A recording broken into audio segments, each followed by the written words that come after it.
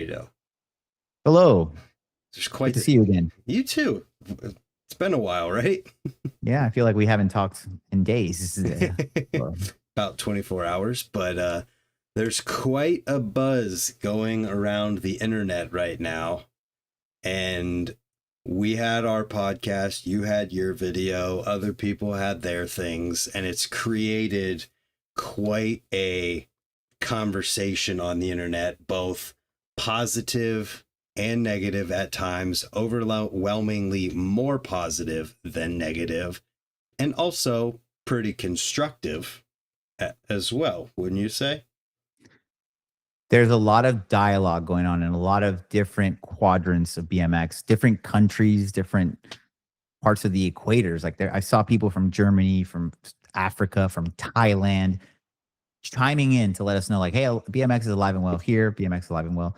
And ultimately, I think you and I are doing pretty good at knowing to discern the people that never watch the actual content, just base their opinion on a title or a thumbnail, and the people that actually watch the content and you can see the wheels turning in their head. They're like, oh, maybe they're onto something here. Yep. And what can we do? Which was a great piggyback to have the podcast this morning, which you and I argued about when it should go live. And I think I won that argument as this morning it went live and it's performing well. The whole point of all this stuff is to make worthwhile content that people can discuss about. And obviously, we want the viewership not because it puts an extra 37 cents in our pocket, but because if we're going to take this time to have all this discourse and on the back end have all these arguments with all these crusaders of the cause, then at least let's get a lot more people to be aware of it and voice their concerns or their opinions as to how to improve. Yeah. And with that, I wanted to have a bit of a follow up to what we did, not necessarily rehashing any of this conversation. I'm going to try to do my best through this whole entire thing to not say the 3-letter phrase that everyone is so mad about. You mean the brand BID? Yeah. That one? I actually have a shirt that says it on Did somebody send you that too? Well, it was it was a whole thing from when I did the whole BID thing. Literally, go on your browser right now and type in thatphrase.com. www.thatphrase.com. Is this yours? You own it? Just go to I'm going. Let's see. Oh, smart. So that's doesn't matter, but anyways, I want to start this by saying I'm not trying to have that. I'm not trying to go into that whole topic and rehash all of that. I just thought that we could have a little bit of a conversation tonight, giving our BMX like state of the union. You know what I'm saying? Yes. And yours and mine, not theirs, not yours, ours. BMX. Right. And so with that, there's a few different topics to go through with all of this. And I don't like to be bombarded with things. Can I have an idea of how many questions you might have? 7. 6, That's 7. It? Okay. 6 that's or good. 7. That's good. I can't count. 6 or 7. Okay. And God dang it, I'm not trying to do the whole number thing. Anyways, let's just start into it. Alfredo, in your eyes, what is the current state of the BMX industry? If I'm being genuine, I would call it stale. I would not call it dead. Mm-hmm. I would not say people aren't riding. I would not say that true core aficionados aren't having the best time of their life or that the bike tricks are the best ever. But I would say that less people are out in the ether enjoying it as much as I remember a few years ago. I'm not even talking about like a decade ago. I'm talking 2-3 years ago, where there was more people out in general on bikes, scooters, rollerblades, whatever. So not just BMX. But if we're talking about the business aspect, it seems like there has been less trips, less new products, less new projects, things of that sort. I do find that those have declined. Mm-hmm. And if we're talking about this question purely through the lens of the BMX industry and the current state of it, I would say surviving is probably a good word. I would use maintaining as a Yeah. popular BMX brand always uses. Yeah, I think that's a great word for what they're just, I feel like all of the BMX industry is just trying to do, maintain and survive. And Yeah. I think everyone, in whether they are within the industry or not, could agree that both BMX as an activity and BMX as an industry are never going to Disappear completely. Yeah, that's just never. Even It's when not. rollerblading died, there were still people at the park. I remember going to Woodward. I was like, there's a lot of you guys. There's like 40. I've never seen 40 in one place. And there's still people who do it. There's still people who make rollerblades in 2026. And even if every single company in all of BMX went away tonight at midnight, tomorrow by midnight after that, there'd be somebody in their garage welding frames. And then there would be those people who pop up and reignite and the industry happens again from the ashes of whatever is left. Like, it will never go away. Phoenix BMX, we're bringing them out of the ashes. We're supposed to tell anyone. Oh, yeah. No, I mean, it's real though. That's absolutely real. And I don't know how far you can go into this topic because there's only so much that can be said about the current state of things. Mm-hmm. Think we covered that one? I think it's pretty good. And let's pretend we are an existing brand within BMX. We're not just talking from our lens as media, riders, former owners of things. Let's just pretend we are brands. Correct. So the next one, how has the last year been compared to years past? So 2024, not 2025, obviously, because I think this is framed the first week of January 2026. Yeah, that'd be fair. As a brand, I would say 2022 through 2024 feel the same, identical. Like there's been almost zero. At least there's been a little bit more of events and more people talking about more events. So I would say it's on a slight uptick. Yeah, I would agree with that. And thinking in terms of brands, events, things happening within the industry of BMX, I would say since things like totally crashed after COVID, if we would compare that time to right now, an uptick does make sense. It does feel like there's starting to be a little bit more events and a little bit more going on. I feel like 2026 may see different than that, but we can't say yet. It hasn't happened. But my curiosity, even before all of this, has been, I wonder what things look like if you'd compare right now to 2019 or 2018. Well, there's a big difference there, 19 versus 18. Obviously, like 18 would be pre-closure. That's what I mean. I mean totally pre-COVID. So if 19 means COVID, then I mean just pre-COVID. I would even go a year behind that. When we did the grand opening of the On Some Shit store in West Hollywood, Beverly Hills area, and we did the Shadow times the Come Up Sabrosa Rail Jam, there was so many events almost every other weekend, everywhere.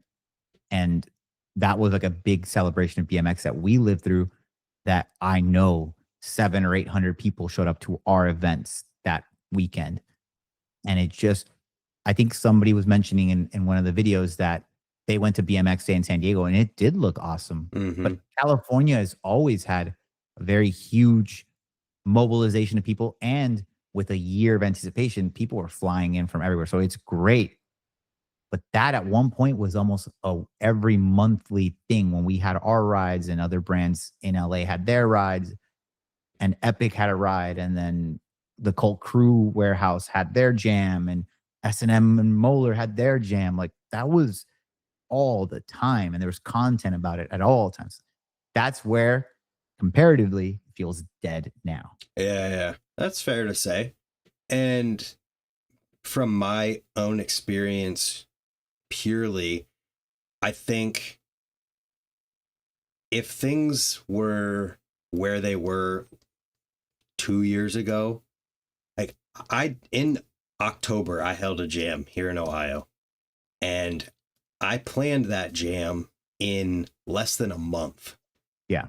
And I had $2,000 in cash as well as over $1,000 in prizes to give away thanks to sponsors, friends, anonymous donors. Like I had all of that to give away and that was organized in under a month. A ton of people showed up and we had an amazing time all day long. And I think that would have been probably harder to accomplish 2 years ago. And then if we look back 2015, even go further back 2010, it probably would have been easier to accomplish and have been able to do more. But the fact that I was able to do what I did in the amount of time I did it was amazing to me and just a sign of the true state of things. Correct. In 2016, I don't know if you saw the content, but I bought the old, actually, real fun fact. This right here, I own this trailer. DC Shoes commissioned Mike Laird to make this for DC road trips. And it was almost like severance pay. When DC got rid of the BMX program, I was like, what are you guys going to do with a trailer? They're like, you want to buy it? We'll give it to you for dirt cheap. So I bought it, reconditioned it, added new rails, and then I did a BMX rail jam called The Rig. Like I found an abandoned strip club in Las Vegas. I drove the RV there with Adam LZ, Dylan Lloyd, Dylan Stark, Ethan Courier, Justin Spreet, Max Vu when he was like 14. There were just so many heavy hitters. And I literally got $3,000 from Stranger and Primo. I went to the bank, made it cash, and paid every single person that did any trick at least $50. Dylan Stark ended up winning. He did the craziest stuff as always. I think I ended up giving him $400 to $700, somewhere around there. Every single dollar got dispersed to every rider there. We made great content. Everybody had a blast. And anybody that saw the content or anybody that came to the event, it was very memorable. They were like, oh, this is called Cheetahs, is a former strip club. I don't see anybody doing that. And that's one of the sad parts is that nobody picked up the torch. When we went away, nobody was like, I'm going to go do this other stuff. Sure, there's been the DIY jams. Those are dope. Yeah. That's getting somewhere. We need a lot more people to do that. Yeah. And if we were to put that in the form of like a chart where we say what you're talking about is here, I feel like you had COVID where, yeah, the bike sales went crazy, but events and things like what you're talking about went like this. And then it slowly went back up a little bit. And now we're a little bit, but we're still considerably lower than like what you're talking about. Mm-hmm. That seems like it would be. I feel like we can pretty easily, especially now with AI, pull data and just say how many BMX events were there that through the query it can find, and it'll say 16. Then it'll say 2018, 84. How many big contests? Simple session summer, simple session winter, XYZ. What's the German ones, like the Woozy Jams? There's just so many worldwide things. So I just don't see irrefutable data that when we say it feels dead from an industry perspective, that someone's like, oh, you're so wrong. I think someone in the morning was arguing with you that it was for sure dead, and we were like, no, it's not real either.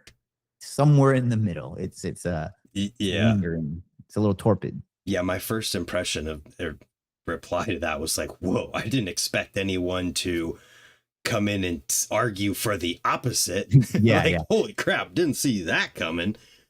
I want to take a few questions because I see them coming in there pretty good. So, Champion BMX from Spokane, Washington, I assume, asked, what constitutes a BMX event?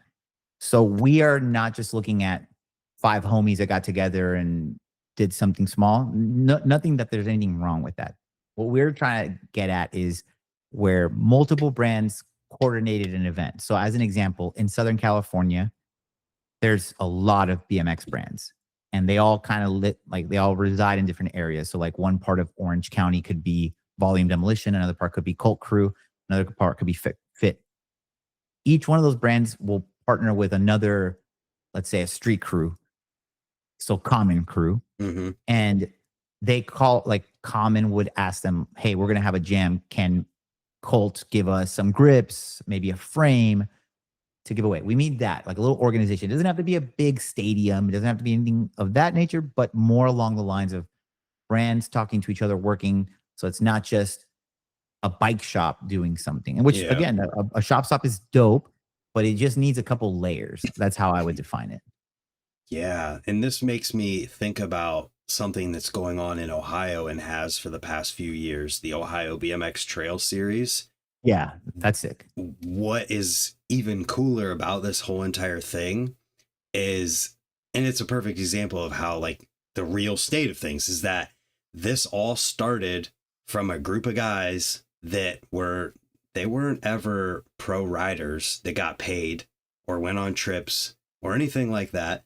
They're just guys that have kids or have jobs or older and love to ride, and they got together, and they would, every time I saw them at Rays, there was like, you know, first there was 5 of them, then there was 10, then you'd see them at Rays and there was 20 of them. And then the one guy, Travis, had trails in his backyard, and through whatever butterfly effect there was, or universe antenna we could talk about, he came up with the idea of the Ohio BMX Trail Series. And so it is like 8 or 9 stops at different trails in Ohio, and they're coordinated with the guys who are like the trail bosses. And it has become this event where there's hundreds of people at the bigger ones. And Amazing. It's incredible. And it's all it was at the beginning, it was all independently done of the BMX industry. They got some prizes. Yeah. But this was all these guys doing it and organizing it and bringing the stoke without involving anything that was the BMX industry. And so that's made it almost like the most pure form of what we're talking about that I have seen at all. Trails have always had that more. I think it's because they're grounded and they're connected to the literal earth. Yeah. And so they've always been more of that type of little bit of reclusive, little bit of not caring about being popular in the mainstream. If anything, they want to keep it low key so nobody comes and plows the trails. Mm-hmm. So that makes perfect sense. I remember growing up, I was, like I told you yesterday, from Los Angeles. So street was like the first thing I ever got into. But I then wanted to ride trails, and it was impossible to ever find them. Anytime I even saw someone that could be a trail rider, it was like, my brother calls it spooking a kitty. When you get close to a cat, they're just like, they're gone. It was like that until I finally stumbled upon this place called the Cypress Backyard Jumps. And I met this kid named Tractor that was one of the diggers. And dude, he was awesome. And trail etiquette is a thing where if you don't know how to jump them, you're going to probably bash them. But they were so cool. They're like, hey, whatever you do, just fix it later and you're good. And that was my first trail experience, and it was amazing. And I was hooked. I wasn't a good dirt jumper, but I was like, I wanted to be. Mm-hmm. Yeah, that's so real. And the thing about this whole series that made it so awesome is that these are all trail spots that aren't private, like that no one can go there without an invite. These guys are welcoming people to their spot, and it's exciting. Kurt, real quick to answer your question, I don't believe so. So with all that being said, I don't want to get too into the weeds on it, but the next topic here, you know, thinking about this as if you, Alfredo, were a BMX brand. What are your biggest obstacles as a brand right now? Those pesky little YouTubers that are ruining the sport with their clickbait and their thumbnails and their negativity. No, I think the biggest true obstacles are self reinvention. I don't know if they're capable of it, some of these brands, because I think one thing you touched on yesterday is the status quo, or we've been running this marketing this way for the last 15 years. Why do we need to change it now? Well, there's ever changing geopolitical issues around the world. There's supply chain issues. There's pricing like jumps in raw material and titanium and all these things. There needs to be adjustments, right? Mm-hmm. I am still behind the idea of a roundtable and some sort of discussion. I don't know if that's ever truly capable. And so, again, a thing we touched on yesterday, some brands might have to, but if they're not going to adjust, eventually the system's going to push them out. Mm-hmm. So Ron Bonner and I, we talked a lot about this stuff, but it's been the writing's on the wall. The writing's been on the wall for a while now. It is time for some of the brands to maybe focus on something else or shift or do something. And so I think the crux of it is the reinvention aspect, or maybe bringing on consultants. One thing I talked about yesterday was my brother and I being in the car space. We get to see, and we're on also different gamuts of the car space. My brother's building these race cars. I might sometimes take on clients that are doing, they're selling brand new Porsches and things of that nature. And so they're trying to see where the economy is shifting. Should they buy more lower tier Porsches that are more boxer and entry level, or are they getting the GT3 RSs right off the rip because there's more people that are going to probably buy those and these? So maybe it's time to pay some bucks to some people that have advanced technology and information that can help guide us to a better place. Yeah. Because obviously if it's been like this for a while, there needs to be something to change. Yeah. If the formula is not working, you might have to modify the formula a little bit so that it's. Is it real? Is the sound wave really $730? Is there an actual? It's $680, I believe. And is it made out of what is it? Unobtainium? I don't think Avatar is real, so I don't think so. But yeah, $680 for a sound wave these days. That's wild. I mean, you might as well buy a titanium frame from Mike Laird. That's probably going to go up too. Yeah. So biggest obstacles right now, I feel like a lot of it is the stuff that I talked about yesterday in terms of marketing, and mainly marketing to people who already have bikes, and not enough focus on people who don't yet ride or are new to it. I think other big obstacles are just the competition for attention that exists between everyone these days. I mean, I'm sure you've experienced it and you've seen people, how easily they can fall out of BMX.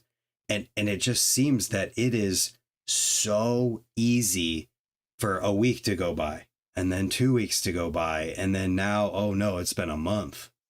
Like, I've never personally experienced that, but I've seen so many people, and for them, it's like, it's not like they're trying not to ride. It's just life happens, and there's so many other things competing for our attention that it really is hard and easy to not ride.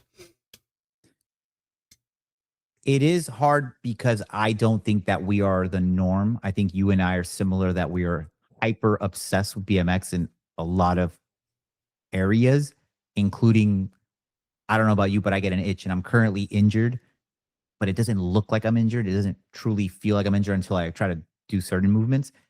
And so I see my bike and I'm like, why can't I just grab it right now and go for a putt or do things like that?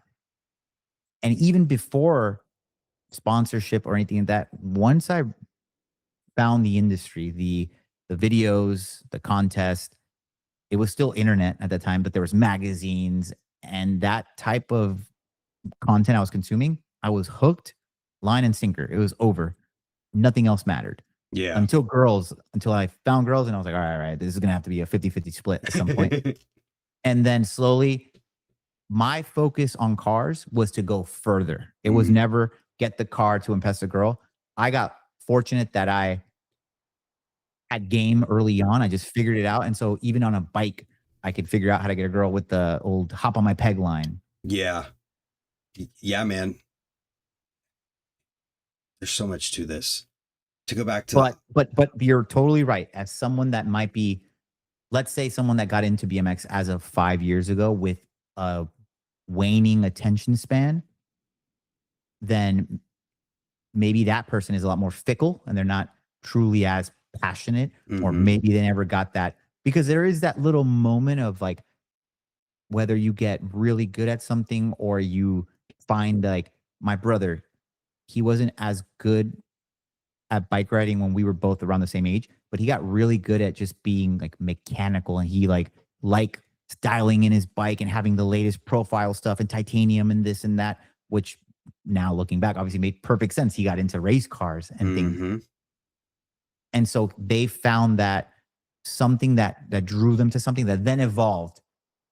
And he got into cars, but he still rode bikes. He's still like he considers himself a BMXer forever. It's that shirt, or that I've seen people with a tattoo like life behind bars. Yeah. Like once you're back there, you're not leaving it, you know? And so to try and reel back to the brand side and like biggest obstacles, thinking about from a brand's perspective, I don't want to go fully through the concept I talked about in the podcast that we already did, but I really do think that a huge obstacle for brands right now is that the supply of brands and parts and all of those components that are available is much higher than the demand that there is for them. And yes, and when that happens, that is a huge obstacle, because it makes it that much harder to sell your stuff. We all know the examples that are the opposite of that. They're the T1s, the companies that they'll do like a small run of something, and that means the supply is low, but the demand for that is there. And so instantly it's just gone. And if you weren't there at the right time, you didn't get it.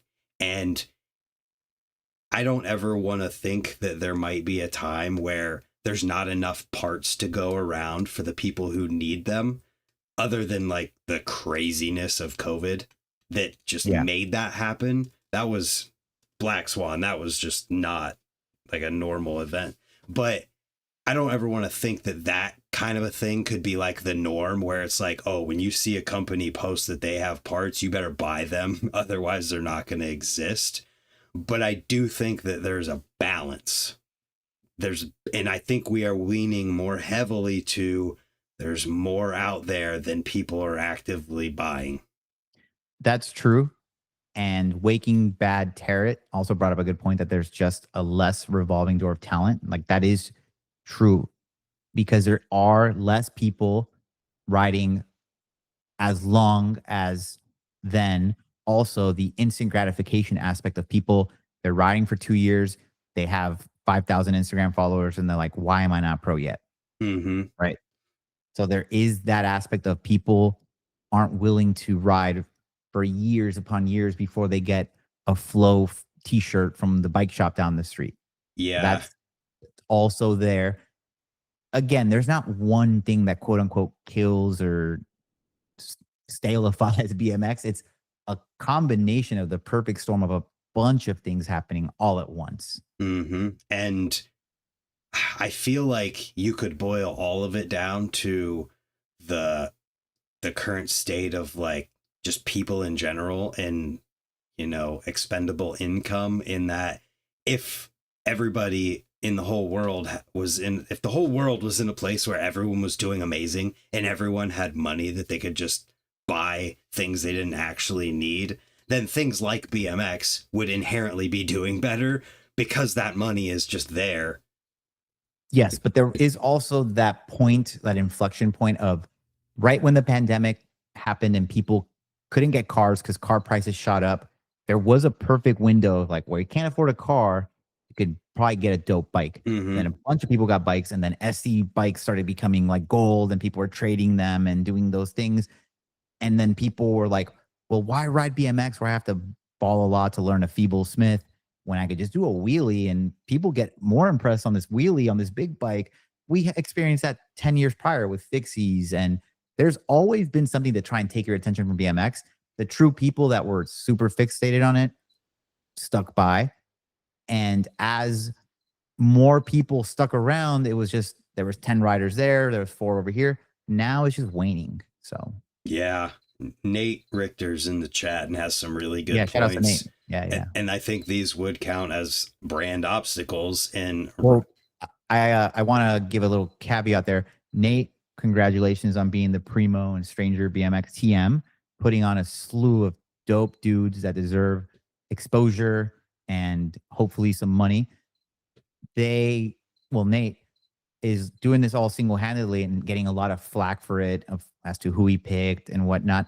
But he brings up some solid points about there's also a thing about, my brother calls it the too cool factor. There's always been these cliques of BMX pros that were like too cool to do anything, too cool to film a clip, too cool to post it, at one point it was too cool to post it on Instagram. Then it became, no, let me post it on Instagram. I don't even care about the video part. And so there's always people that they don't want to get in line or like make the business sense of the industry. At the end of the day, as a BMX professional, you are a billboard for this brand and you're trying to sell the dream of this lifestyle. And Nate, being in the position he is probably putting on people that he knows are going to do that, where I think a lot of companies, whether or not they realize it, are putting on these people that are then not doing like the job. And it's like, well, you gotta end up putting the people who do that job in those positions. And I don't know, like I haven't analyzed all of this to see who and what companies, riders and all this stuff aren't doing that, but we do see it for sure. And so he's also talking about like there's a lot of pro riders that get paid to ride. They don't even ride a sticker on their bike. Things like that. I remember that, yeah. I mean, that still happens. Funny because there are certain brands that were smart about it. So for example, on Volume and Demolition, I didn't make as much on my salary as I did on, let's say, KHE or another brand I rode for, but they made up for it by having a really good contingency. So in your contract, you had incentives. Hey, if you're in a web video and you're in your video, and in the video you can see our logo, you get X for that. If you're in a cover and you can see your logo. So it really literally became a billboard. I would go and shoot these photo shoots for DC Shoes or all these other brands. And I had all my stickers available at the down tube, on the side tube. And if I knew where the photographer was going to go, I might put a sticker on the wall and a sticker somewhere just to make sure that the brand got the exposure that they're paying me to go out and get. But again, I've always had more of the business acumen and the business perspective on how do I get more out of this so I can do this longer. So my brand, let's be real, all of us like praise. And so if your brand is stoked and on that Monday meeting, they're like, yo, Alf, you did great. You were in 4 magazines, 3 web videos, you killed it. You're in line for a raise at some point. And I have caught so much shit for just talking about this concept by this crew of people in BMX who think that pro riders should only have to ride and do nothing else, and that is fully the brand's job to be the one that sells and does these things and thinks this way. And it's all I'll say about that is if things continue at the current trajectory for like riders and the pay and what they get from companies, the only ones that are going to get anything are the ones that understand what we're talking about. I don't understand that way of thinking too, because the original sport is called freestyle BMX. Do whatever you want, wherever you want. If you want to get paid, or if you want exposure or travel or whatever you're looking for at a BMX, you either sign a literal contract or at least a verbal one that says, I will do this in exchange for that. And if you made that agreement and you fall short, these brands are actually pretty lenient. They don't fire you. In a regular job, guess what? You don't show up on time, you don't do whatever. You better believe that Mickey D is going to kick you on your butt and you're out of there, and they're going to replace you very quickly. Yep. So I don't know if it's entitlement. I don't know if it's, I was thinking about this earlier. There are those riders that are so talented and it oozes out of them, but they just refuse to want to get out there or get the right clips. And it happens in skateboarding and snowboarding and BMX and all that stuff. Cool, that's great. Today, you have to be very well thought of as a complete package. You have to kind of know how to talk on camera. You have to kind of know how to edit your own videos. You have to know how to market your own stuff. And that's just on Instagram. We're not even talking as a YouTuber, which is, this is, I don't think people that if you've never tried, you fully grasp how much it takes to make a good piece of content, to perform well, to service the comments, to do the engagement, all this other stuff. That's a whole separate thing. I'm talking about just on Instagram. Now add TikTok, now add Facebook, now add any other platform you're trying to excel at. Redditors, now there's like people on Reddit that are posting clips that get a lot of traction there. It's a lot. But if you want that life, well, guess what? It's what percentage of people on earth ride bikes and then ride BMX and then get sponsored and then are a pro athlete in the smallest sport? It's got to be 0.0002 of the population, you know? Something minute like that for sure. So purely thinking from a brand's perspective, are there any other obstacles you think that we haven't talked about, or should we move on to the next? I think there's macro things that are still coming. I think there's still going to be, I mean, tariffs was recent, right? So tariffs probably scared the crap out of a lot of people. And you have to think that a lot of things in BMX are 6 months to a year and a half delayed, because once they make the announcement and once China decides to ship the container and all these other issues, container fees, containers went from 3,000 to 21,000. There's so much nuance that we talk about because we have insider game that these other media entities believe that we don't have insider information, but we're aware of this stuff, that all of it affects the little microcosm called BMX.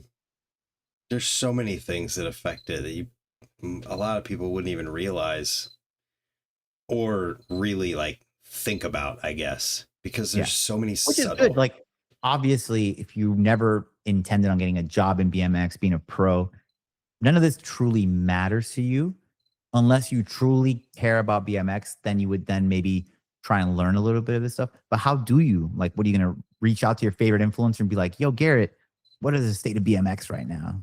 Garrett's going to be, I don't know, bro. I'm a double bar down the stair set. You know, like, yeah. And I think it's important to realize for a lot of people, if you just ride and you just have fun riding at a skate park or street, whatever you do, and you don't care about the industry at all, you just realize how much happier and better than off that you are than if you did work in that industry for the most part, because there's so much crap that comes with being in here, and you have to love it to really get interconnected with this stuff. I like reading some of the comments, but people are talking about what we addressed yesterday about parts being so good. Kid Wilson. That's a great comment. We talked about this a while ago. I got a Sabrosa when I first moved to Miami. I built this new bike. Nothing creaked, cracked, or anything for a year and a half. I almost feel guilty asking for a new bike. And the only reason I ask for a whole new bike is because I usually give my bikes away. I usually find somebody that needs it. I'll do a little contest, make people submit videos. I had this one pretty cool video in California where we surprise this kid. We show up to his house. Fireworks are just randomly going off. We knock on the door and this kid comes out like shaking because I just showed up at his house to surprise him with like a bike, you know, all that stuff. Again, from someone that understands how all this works, man, that kid is probably going to appreciate and ride that bike for probably ever. It's going to get him to stick around longer. But some other pros, unfortunately, I don't blame them, have to go sell that bike to make ends meet. I understand that too. And so, But going back to the subject about bike being so good, yeah, if I see I have to go buy a new frame and they're $730, bro. Back in the day, me and my brother would go and weld our frames when we cracked them, Mm, put some rebar in it if we had to. Cranks, man, I tell you how many cranks I had with 9 different welds, and pedal bosses were backwards. We had to figure it out, you know. yeah. And I think if we're talking about obstacles to a brand in BMX, how good parts are is like an amazing thing for the riders, but Yeah, for the brands, it can be a struggle because if you're selling the best of anything and almost no one ever breaks it to the point where like when you need to buy something new is purely out of the like I don't know, reassurance of being 100% safe or just wanting a new color or something like that. And yeah. it's a struggle, an obstacle, I think, because it's not something that they can probably do anything about. You don't want to make a frame less strong so people have to buy more of them because that just becomes dangerous. Right. But then that goes back into the marketing of things, because if you do have new ideas, new designs, like there was a point last year where I pitched to this big brand that I work with called Expel. Expel does PPF for cars, but they also own Invisalign, which is a wrap for mountain bikes mainly. So Mm, you can have protection on your bike, because obviously those paint jobs are expensive and a mountain bike frame could be up to 4 grand. But they wanted to get into BMX. So I put together this whole deck of all these riders I thought would be sick.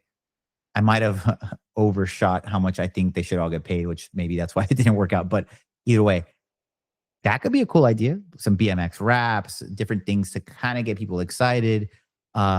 More limited edition collabs, or because I haven't seen that in a while. Like something that's exciting that I'm like, oh, you know what? Maybe I'll buy that frame. And obviously, a frame is not a good example, but to hang it up on the wall, mm, I don't know if anybody can justify a $300 frame to hang on your wall. A skateboard, $50, $70, whatever they are. It's like, okay, I could see me buying this like reissue of this board and getting it on there. But that is something to think about, obviously, in BMX too, like the barrier of entry of a bike at $300 or a skateboard at tops $100, right?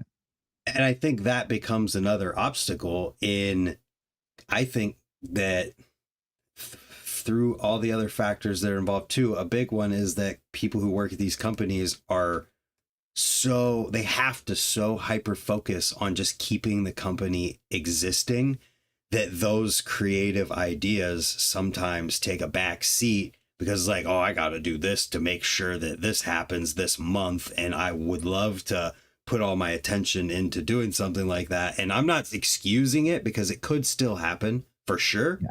but there is that aspect of it that exists Yeah, but too. look at Shadow. When, and this isn't even just because I ride for them, I just have always been a fan of the brand. They took something that we can all say for a long time chains were fine. Mm-hmm. They made it way better. They introduced something completely different. Of course, it's so hard to reinvent the wheel, but there has to be other things that somebody's been tinkering with. That's the elementary stem. When that first came out, I remember Jim Bauer from Odyssey would come to the skate park where we used to ride, and he would have a box around the frame, around the stem, so you couldn't see the design because they were still kind of developing it. And I would see him bunny hop, and the thing would like snap forward, or I was like, I could tell they're working on it, but I haven't seen that kind of stuff in a long time. Like we talked about the planetary hub or new exciting things. So that is also a brand hurdle, Mm-hmm. new engineering feats. And obviously this is not easy by any stretch of the imagination. So I'm not knocking anybody for not just like having this light bulb idea, but I guess it goes back again to reinvention, just trying to do Yeah. that. Yeah. I mean, you're just answering the question of struggles and obstacles that we would make sense for brands to be facing right now. So let's go to the next one. It's the same thing, but more of a broad look at it. What are the biggest obstacles BMX as a whole face right now? And I kind of jumped the gun in talking about the competition for attention with that. Like, I think these are all of like the societal factors and things like that. Yeah, but if we had to boil it down to one thing, like one thing that you're like, this is the biggest threat to the existence of or the future of BMX And we are talking about BMX as a whole as a with whole, this one, not not just just the not for companies trying to make money. Yeah, man. I mean, if you really boil it down like majorly, you could just say the internet. I don't agree because let's say the internet, let's just say for the sake of this conversation, peaked in 2019. I'd say that's when the most amount of people were on all the websites, on all the social medias talking about BMX. Let's just say as an example, it peaked in 2019. But when it dropped, let's say it only dropped 20%. It's still probably 70% above all the other years. And let's say it kept dropping and dropping. It's still above, and it's still, no matter what, there's going to be more people that are going to discover BMX from YouTube, Instagram, Meta, TikTok, whatever the next thing might be, than somebody turning on NBC and coincidentally catching the X Games, coincidentally catching something. So some people are always like, oh, the mainstream aspect. I'm like, yeah, sure. But that's not on demand. That was programming. You had to catch it when the Gravity Games was on or this other contests. So You're internet right. around 24 hours a day, so much more accessibility. And once you find something, you can literally click on it and find out more about it. Back in that era, I had to go buy a magazine. I had to go to the library because I couldn't afford a computer and go look up the bike product or what I was trying to find out more about. So I don't know if I agree that the internet would be the problem. You swayed me. I don't, my answer is I'm a not internet persuasive anymore. man. Well, I'm just like, I'm really just, I'm trying to be reasonable. I take it, I have my thing. You say something, give me new information that I hadn't thought of yet, and boom, recalculate. All right, yeah, I agree with you now. I have a new one. Sure. The biggest obstacle for BMX as a whole right now, I would say, is BMX. Yes. But do we mean, again, that feels more industry because you're saying BMX as a whole. Are you saying like every BMX rider is self-deprecating and hates themselves? No. I think what you're saying is the people in charge of whatever are not doing a good enough job. Mm-hmm. Sure. I still don't think that is a problem because if every company died today, there's going to be enough stock for at least another 3 or 4 years that BMX it's as a pastime could still survive. Mm-hmm. All those parts, let's say every bike shop on earth shut down, let's say every bike company on earth shut down, those retailers like the Amazons or whatever, they would still have stock for quite some time. Yeah. Okay. So clearly I need to think deeper into this one. What do you think?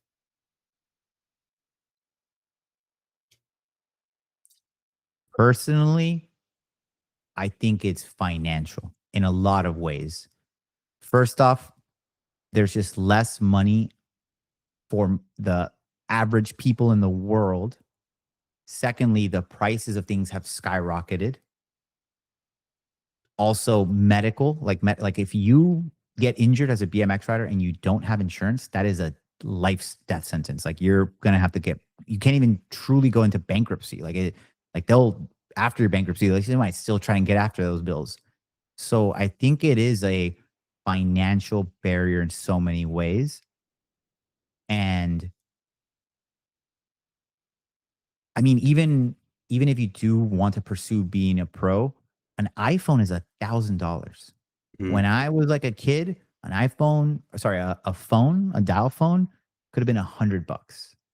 And even adjusted for inflation, $100 in 2005 is still probably like $220 now.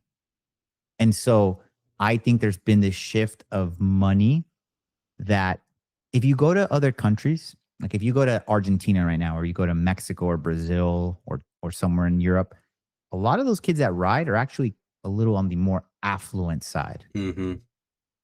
In America, there's still kids that are, you go to like some ghetto skate parks and there's still kids that are riding like a hoopty bike and it's kind of BMX-ish, but not really. Mm-hmm. In other countries, especially if they're pretty good, they probably have more access than, like they're probably in a higher bracket, right? Yeah. And so those people are going to be immune to that anyways because they're already probably better off. That could make sense. I mean, from what you're saying, it kind of sounds like it feels like BMX is going the way of motocross in how That's a good way. insane, Yeah. like, motocross is just crazy to try and get into right now. I so I mentioned yesterday, which is pretty cool that all of this is all happening in real time. But on our podcast, I was mentioning that I went to go look at a car shop. I went to go look at the car shop today. It's on 5 acres Mm-hmm. of this civil engineer that's like in his early 30s. That's like a genius, and he's making a lot of money. And so he built this shop there. But around the acres, he's super into motocross, and he built these gigantic jumps. He built at one point 100-foot jump that he liked jumping. Wow. And the dude has money, like and so he can do whatever. But I'm friends with like Tyler Berriman, which is like a super talented Red Bull rider. Uh, I used to go on DC road trips with like Robbie Madison, which is like an insane motocross guy. Those guys early on got into it, probably grassroots stuff, type of stuff. Now, when I look at like where Supercross is and also, it's like Mm-hmm. elite people are in that. They're starting super young. They already have like good financing for. So I do think that's a very like collaborative concept that we're coming up on, like financial barrier. Yeah. And for BMX, those brands, this is why I was telling you earlier that if there's talented people in BMX, at some point they transcend and they go other places. Even the company owners, if you think about Snafu, that bike parts brand from a long time ago, Magoo eventually sold it so he can start Bitwell and probably put the same amount of effort and make millions of dollars selling to motorcycle guys. Yeah. Right. And so I do commend dudes like a Moeller, other company owners like a Zach from Kink that are probably really savvy business people that stayed in BMX, even though it's a grind, and Ron Bonner, that didn't just go out and invest in other businesses and stuff like that. Yeah.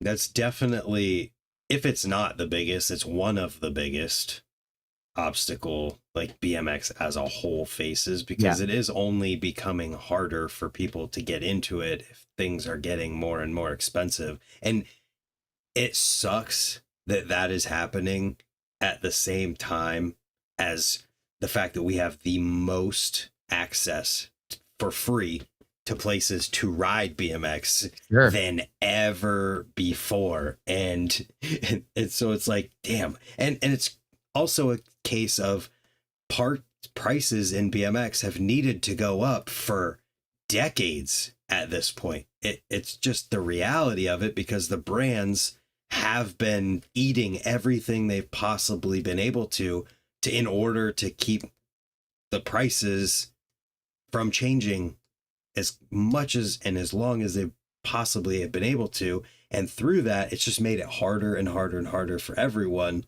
over this time. And so it's all happening at once and it sucks. Yeah. And I want to touch on a couple questions because they kind of do make sense. Number one, Scotty, Snafu doesn't make moto parts. The owner left. He sold Snafu to Hyper BMX. Like they just bought it. And then he started Bitwell, which is a brand that makes motorcycle components. I think at first they made helmets. I forgot the exact, because this is like 23 years ago. Something like that. It's been a while ago. GoFundMe should sponsor events. That's not a bad idea.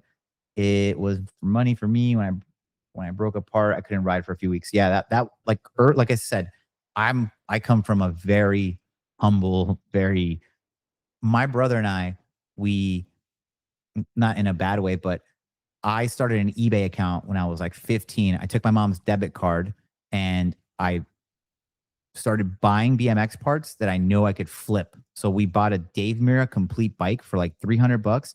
We took off the stem. We took off the parts that we knew were valuable. We sold them to kids locally in our area. We made like $400, and then we bought a Haro back trail. We figured it out. We always try to figure it out because we didn't have a lot of money, and so we just had to use our intellect and our mechanical abilities. Or at one point in high school, I would give kids a ride to school for $1.50 or $2 to buy gas when gas was $2 a gallon. And then we made enough money throughout the week to then be able to drive far into Riverside to go all the best skate park where they had a foam pit and I could learn front flips and things of that nature. So if there's a will, there's a way, of course, in anything. But again, when I look back now, I could panhandle essentially for like $4 or $5, and I can afford to get gas, maybe a 99-cent burger, and go ride. now it's like I look back and I go, I'm like, okay, I went to McDonald's and I got a Big Mac and it was $13.95, and a gallon of gasoline in Florida, which is cheap, is $3. California is $6. All that stuff starts adding up. And so again, like I hate to beat a dead horse, but it does feel on my take, it's a financial issue, and not just in BMX in the world, but it's definitely compounded in BMX. Yeah, and when you add everything else to it, it's just tough. And then add the level of bike riding is so insane now. And we're not even talking like, even if you remove our Willie, remove Garrett, remove Dennis, you remove all of it, dude, other dudes that are coming up that I see, especially now in like Russia, Japan, and all these places, it's insane. Like I saw a dude do a hop switch whip that I know switch, not like a goofy footed one, hop switch foot to manual, to then hop on a rail to regular whip to manual again. I was like, oh my God. Like it was mind blowing when people did manual to whips back in the day, let alone now in and out of a rail. Like it's insane. Yeah. And I think that's a great point in terms of obstacle for BMX as a whole. If we think about like new people getting into it, and it's another topic we went in depth in last night, but it's just the accessibility in terms of the way BMX appears to someone who's on the outside looking in, seeing the craziest stuff ever and not thinking like, I could do that. Prime example. In my BMX is Dead video, I included Mike Aiken, where if you brought him to today, right, he would still stand out at any contest, because sadly, there's really talented park dirt jumper dudes, but they're doing 4 whips, 6 spins, 7 bar spins, and that was like 3 jumps, right? It's amazing. Don't get me wrong. As someone that's done bar to whips and flip whips and all this, like I'm amazed. But there comes a point where it's just like not aesthetically pleasing for anybody. They're all confused. There was like a romanticized thing of watching Aiken go 5 feet higher than everybody else and just hold a look back 360 for a while, and then do a 360 the other way that didn't look like he was going to come around at certain points, but it was just so steezed out. And that was worth more than 4 tail whips. I guess that kid Dovey from Australia, he's like Aiken on crack because he goes so high. Him and Sandoval should just have, and Dylan Stark and Larry Edgar. Those 4 dudes should have like a high air jump off. That would be crazy. But yeah, when you look at that, and again, this isn't, I hope, like when I posted that thing about like what BMX means to me, I got a lot of like park riders that followed me that are in the X or in the Olympics and stuff. So this is not a diss to any of you guys. What you do is death defying. It's impossible. Sure. Yes. But when you're at home now watching that, it's like, I'm never going to do that. Or how the heck do I ever catch up to that? When Dave Mira, that got me into BMX, I watched him do a double backflip. I was like, man, I just need to do one of those and that will be sick. And I did learn flips because of him. And then I did a few double flips in the foam pit and I could land them, but I was like, I am never going to send that on a jump. It just seems so deadly. Yeah. And case in point, it was, you know. Yeah, now we have kids doing it. Yeah. So Kid Wilson has a great question that I don't know how much is relevant to our conversation, but it's still a really good one because I pay attention to some of this stuff. And so he asks, how much are drugs and alcohol involved in the modern BMX professional scene? My answer to this would be far less than there were 15 years ago in terms of what we see. 5 years ago. 5 was probably the pinnacle. Like, okay, I, much like Brant, was sober the majority of my life. He's still sober. I didn't drink alcohol. I never consumed a drug. I never did anything. When I turned pro for DC Shoes, a part of it was going on tour to all these dope places. And slowly but surely, a girl that I was dating, some of the dudes on their team were like, come on, man, you'll have to try a drink. You kind of have to. It's like a part of like the traveling the world aspect, right? And so by the time I was like 23 or 24, I finally was like, all right, I guess I'll do this. But I've never truly been a fan of like alcohol where I'm like, oh, this is such a like whiskey. I love this. No, it always burnt my throat and all these other things, right? And then slowly you start the aspect of when I got injured, I had nothing better to do, and I would still go on these road trips. So then they got me into drinking like more, and then that's like the spiral. Yeah. And then obviously, yes, I see the comments coming in on some shit. When I joined with them, I still never did drugs, never. But I was drinking more and I was taking the dudes on. And I don't even want to get into this because this is a whole snowball, but there's dudes that were fully afflicted by drugs. And I fought tooth and nail. I spent thousands of dollars on therapy, psychotherapist, uh, different ways that I can like almost control the alcoholism or the drugs. But at a certain point, you're 23, 24, 25, whatever. If you really want to do that, cool. And of course, it was always promoted in the videos. I'll be honest, I've hated weed my entire life. I cannot stand it. But it was always around me. Never smoked, never had any interest. But it's always been around. And I was like, you know what? Do your thing. Mm. But did I want to truly own a brand that we were marketing that to kids? No. But also the platform was so big and it was so ubiquitous that I was like, I'll let it slide. So I was always truly in like a like an internal battle of what was ethical, what was right, what was wrong. And then once I got removed from that, man, I went sober. It's been years since I touched anything. And it's great. Like no hangover, no crazy. Oh man, if I went through, which I can do, all the bank statements of how much money we spent on going out and all this other stuff, it's sickening because alcohol is so expensive. And especially now, a drink, a mixed drink is like $30. A single drink. A beer at a bar is like $13, $14. And these dudes can drink. Those tabs, I remember Began or those dudes would grab my credit card and just swipe it. And this is still when alcohol is like a lot more inexpensive than it is now. And it'd be like they get 12 drinks. And I was like, oh man. Yeah. So how prevalent is it now? For sure, it's come down a lot. And also people just can't probably afford the drugs and alcohol anymore. And it did get demystified, decriminalized, all these other things. So I do think that when governments try too hard to keep you from it, it just becomes like the opposite. Also, I don't think it should be readily available, but there should be that nuance of if you really want to do that, then go do that. And I really feel like there is a more prevalent theme in like mainstream culture of just wellness and really trying to take care of yourself. And that has, I don't know if it's because of mainstream culture or just people in BMX like paying attention to it now, but more and more people are talking about it and caring. That I think is like just everywhere, right? If you, I mean, can you remember what looking at BMX magazines and them being, I remember I could probably find the right BMX somewhere here where it said like Taj Mahalic turns 29. And I was like, oh my God, because I was like 17. I was like, oh man, he's so old. And now when you look back and like what you thought a 30-year-old looked like in comparison to when we were young, what a 30-year-old really looked like, I'm 38. I'm an ancient, right? But I do not look it because why? I quit all this other stuff. I'm into the health consciousness.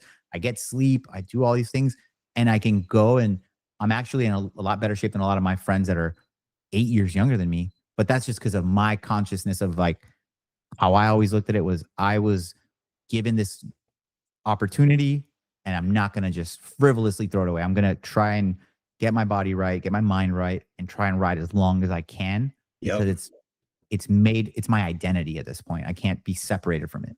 Yeah. And I think to finalize like the answer to the question, I really do think that it's becoming more and more of a theme with more and more people. And I think just the more people who talk about how good they feel because they take care of themselves, the more people are like, oh, I want to do that because I want to feel good too. I mean, look at JJ Palmier with his brand, right? Plants Daily. Basically, Plants Basically, yeah. So that's a great example of someone that really took health consciousness for a long time.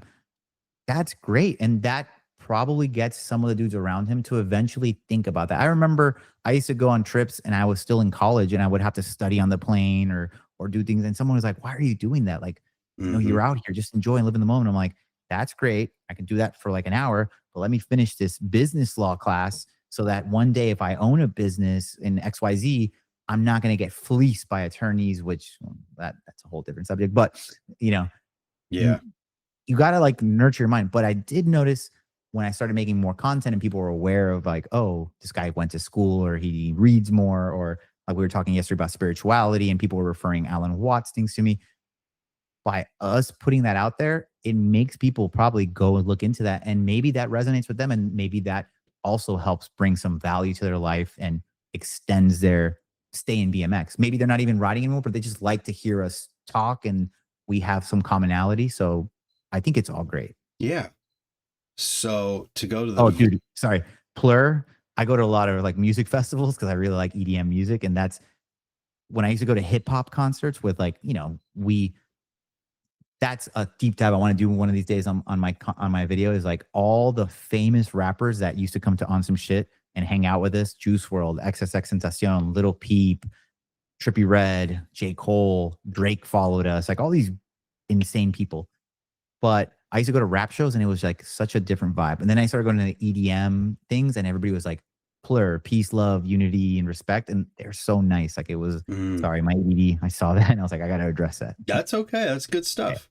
Yeah. So the next question here, I just wanted to refer Owen because he asked, what do you guys think that will be the best way to get people back on bikes again? We talked at length, like probably too much about that in the podcast. Yeah. So, I mean, that is essentially what the entire podcast was about. So that will answer that question for you for sure.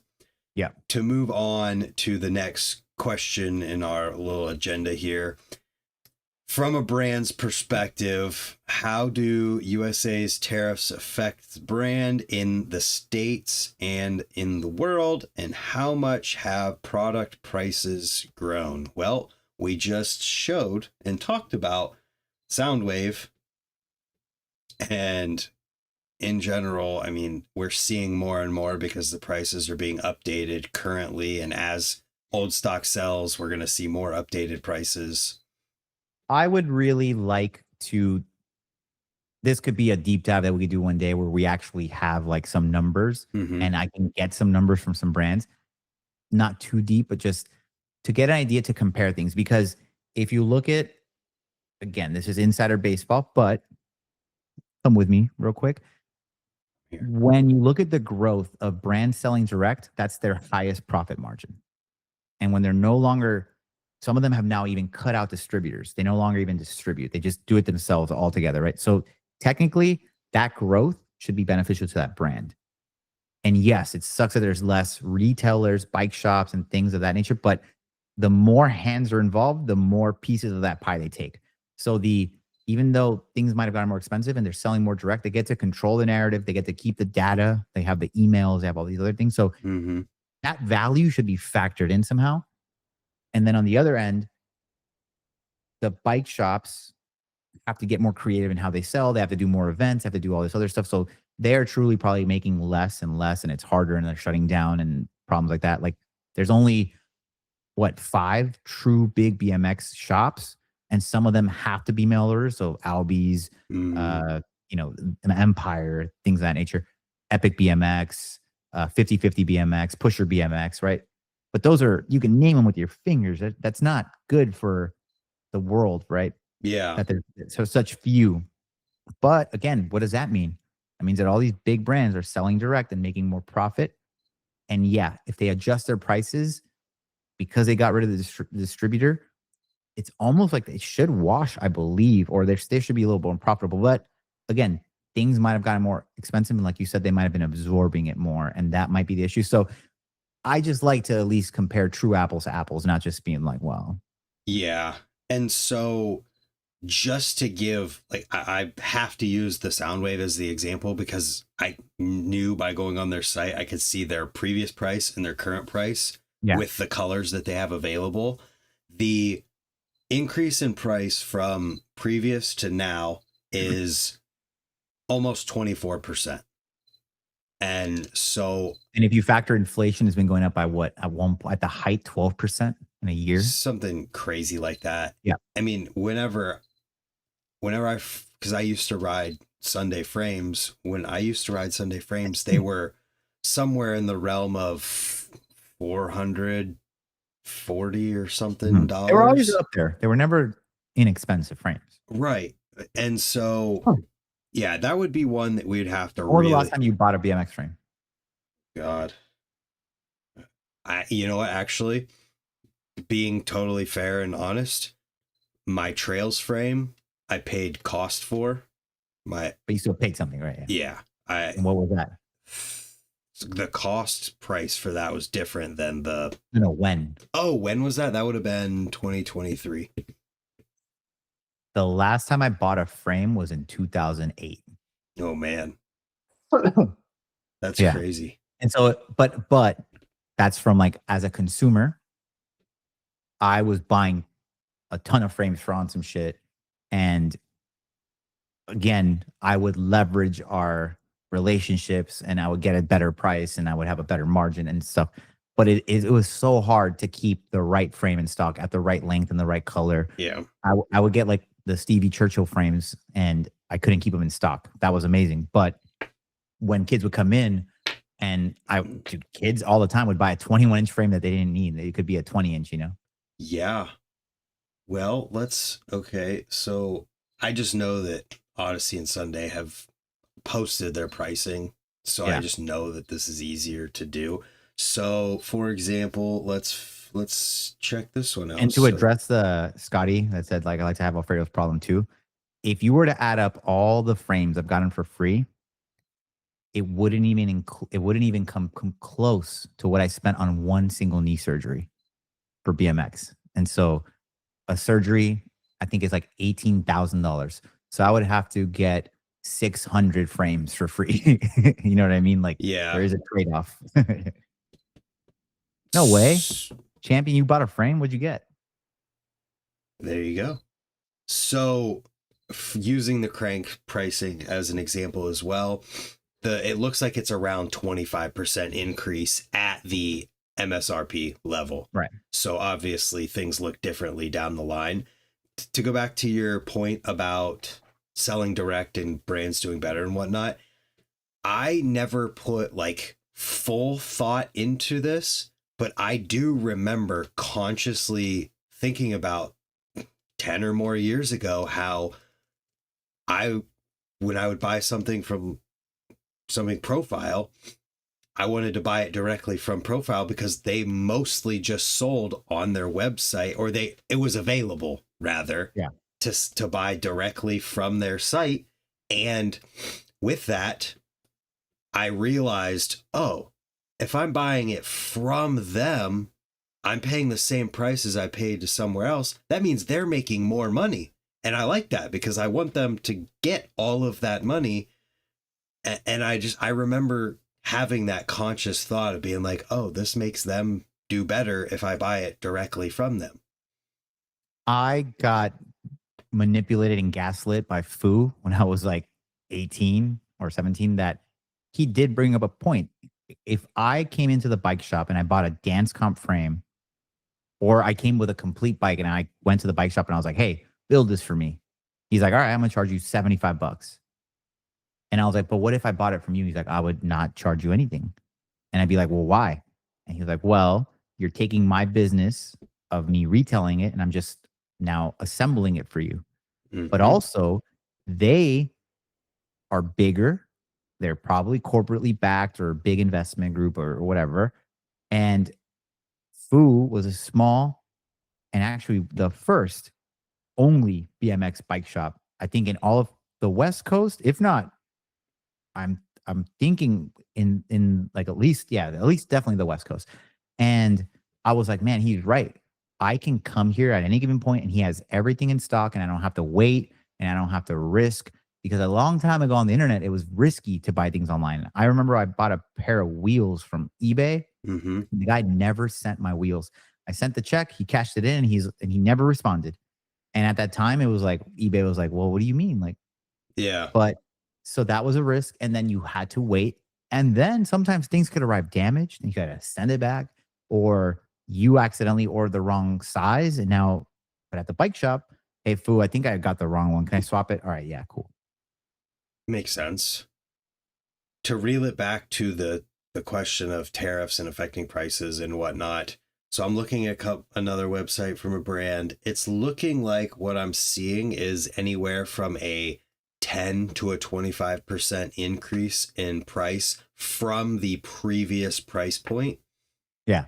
And what I was going to get at, I don't know if this is going to be right or not, but it makes sense in my head. If a frame costs more, but it uses the same margin as previously, doesn't that mean that for selling a frame, the company would make more like net off of it because Right. they're getting a Yeah. larger dollar value from it? Yeah. And technically, originally, I think we talked about this yesterday too. If you were gonna transverse your bike shop, you're gonna charge more than them. So Yeah. Epic carries the frame for 350, you're gonna sell it for 380, Mm-hmm. right? There was a point where they, I think, lowered their price to match the shop, which is crazy. And so maybe in that regard, they didn't. But again, now they have the data. Now they can market to that person directly and they don't have to worry about the bike shop doing it and they can control the narrative. And if they wanted to, like Fu, again, another great thing he does, sometimes he won't give you a better deal on the frame, but he'll give you a free headset or he'll Yeah. do something to offset to get your business. Mm-hmm. Online, you're not doing that. Like when you go into Albies, you're buying a frame and you're adding the headset and there's no discount there, right? It's just, which nothing wrong with that. But what I'm trying to allude is like, if you're the bike shop that you're at one point selling to bike shops and also selling direct, I would argue you're making more. But the crux of all this is that yes, there's more competition, and so their sales probably dropped because, and also they cannibalized because their parts are so good and their frames last for so long that not a lot of people are replacing things. Mm-hmm. This is a fascinating subject to talk about in terms of tariffs and how they affect things. I'm just thinking about more stuff. Like everything has become more expensive, so naturally the more money that they make from those prices being higher is going to go to things. I don't think this is possible to get, but I would be fascinated to hear the insight on like, okay, you made more money because it costs more with the same margin, but you spent more money on the things that you typically do buy. I wonder if they do end up with more money at the end of the day from it, or if it's enough that it's just a wash and nothing is better from it. And it's Right. But then they're expending, let's say, more effort to make that same dollar. And then their team riders are more miserable than before. And there's all these other not saying great. it's good. Yeah, I'm yeah, genuinely just sitting yeah. here curious. Like, I wonder if this But means then anything. the other thing is the aspect of those. Like, I don't know if you've heard some of these numbers, but I heard that We the People got stuck with like 30,000 bikes or something, like something insane for the next, like, I don't know how many years they're going to have to figure out how to do. So that's the other aspect of the logistics of getting stuck with oversupply. Now it's like you're paying storage at your manufacturer and then maybe in your own warehouse, maybe bike shops like, hey, I can't sell it. I'm going broke. I'm going to send them back to you. You're paying double shipping. Like there's a lot Yeah. of other nuance that I'm sure they're grappling with. Yeah. I mean, we are going to see the full effect of all of these things in this year. And it's going to be interesting to see how it goes.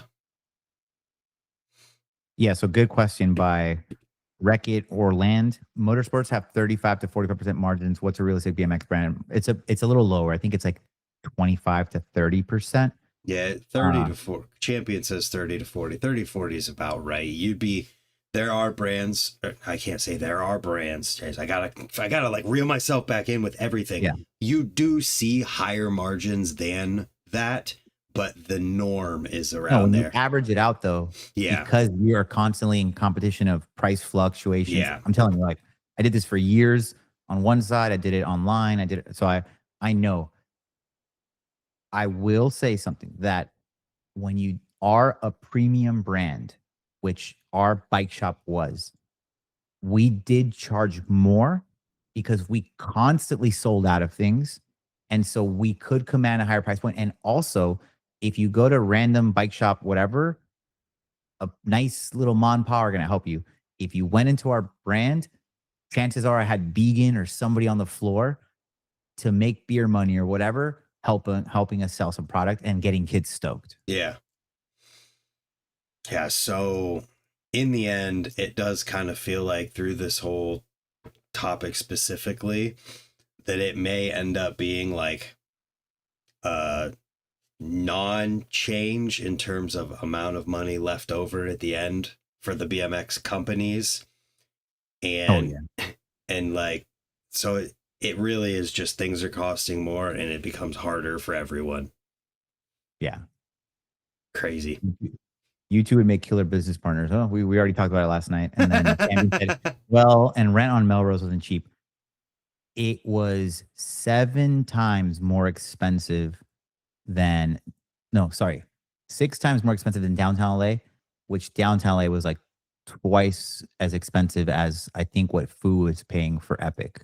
I know these numbers. Jeez. For rent. And at one point, I basically had to double the rent because a dude tried to kill Adam on the podcast. So I had to get armed security and I was paying $8,000 a month just in security. Crazy. So the next question, what immediate and or long-term solutions are there? We talked once again ad nauseum about this in the podcast yesterday. What, just for the sake of like not just for whoever's not going to want to go deep dive into 3 hours. Yeah. Any cliff notes from your perspective on that conversation? Let me address this question. Say what you will about Adam, the come up BMX has had a huge impact on BMX. It's not in the same since things change. Yeah, we talked about that too in that video, and we talked about it a little briefly. I touched on it in my video. Look, I can dislike a person and I can appreciate things that are good.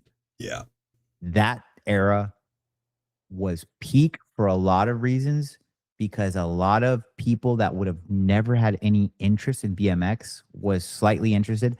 We would have rappers that would come and build custom complete, like $2,000-$3,000 bikes just to flex, just to be like, I think Little Pump bought a super expensive bike from us. And I mean, again, I'm going to do a bunch of deep dives this year on like really interesting things. One day we get a phone call. There used to be a lot of talent agents that would call me and be like, hey, are you guys available to do at one point we did a non-smoking, a truth campaign with Stevie Began and myself. And they were keeping cigarettes in between the shoots to do a commercial to promote non-smoking. Wild. But one time a talent agent was like, hey, we saw you guys on the internet. Can one of you guys dye your hair blonde and do a manual down Melrose for this video shoot? And I was like, oh, I just dyed my hair. I was like, I don't want to do it. And somehow I got passed along and Nate Richter ended up doing it. Bro, Nate Richter got the cover of a Tyler, the Creator, Jay-Z, Frank Ocean song called Biking. If you guys go look up that song, Biking by Frank Ocean, it is Nate Richter doing a manual in an all-white outfit with blonde hair, and they gave him a pair of Gucci shoes that were like $3,000 to do this manual. I think he didn't negotiate right, and I think they paid him like a nominal amount. And so to get back at them, he didn't return the Gucci shoes. And I think for weeks they were chasing him after for those Gucci shoes. Bro, you don't even see his face, which is even crazier. Yeah. Like the level of money you're talking about for just what that is. Yes. Wow. OSS, Stevie, John Hicks, Xavier Wolf was peak. Oh, for sure. I'll tell you guys another interesting one. So my family's from Argentina, and I always wanted to take my bike to Argentina, but it was just complex when I go visit my family. So one year I told Adam, like, let's just go to Argentina. And so we got Stevie, Began, and Hicks, and we went down there, and it was insane, the love and how many people like were shaking when they met us. I'll have to upload that vlog too. And when we were out there, I remember there was a transition of like where Hicks was our main videographer doing crazy, amazing artistic stuff.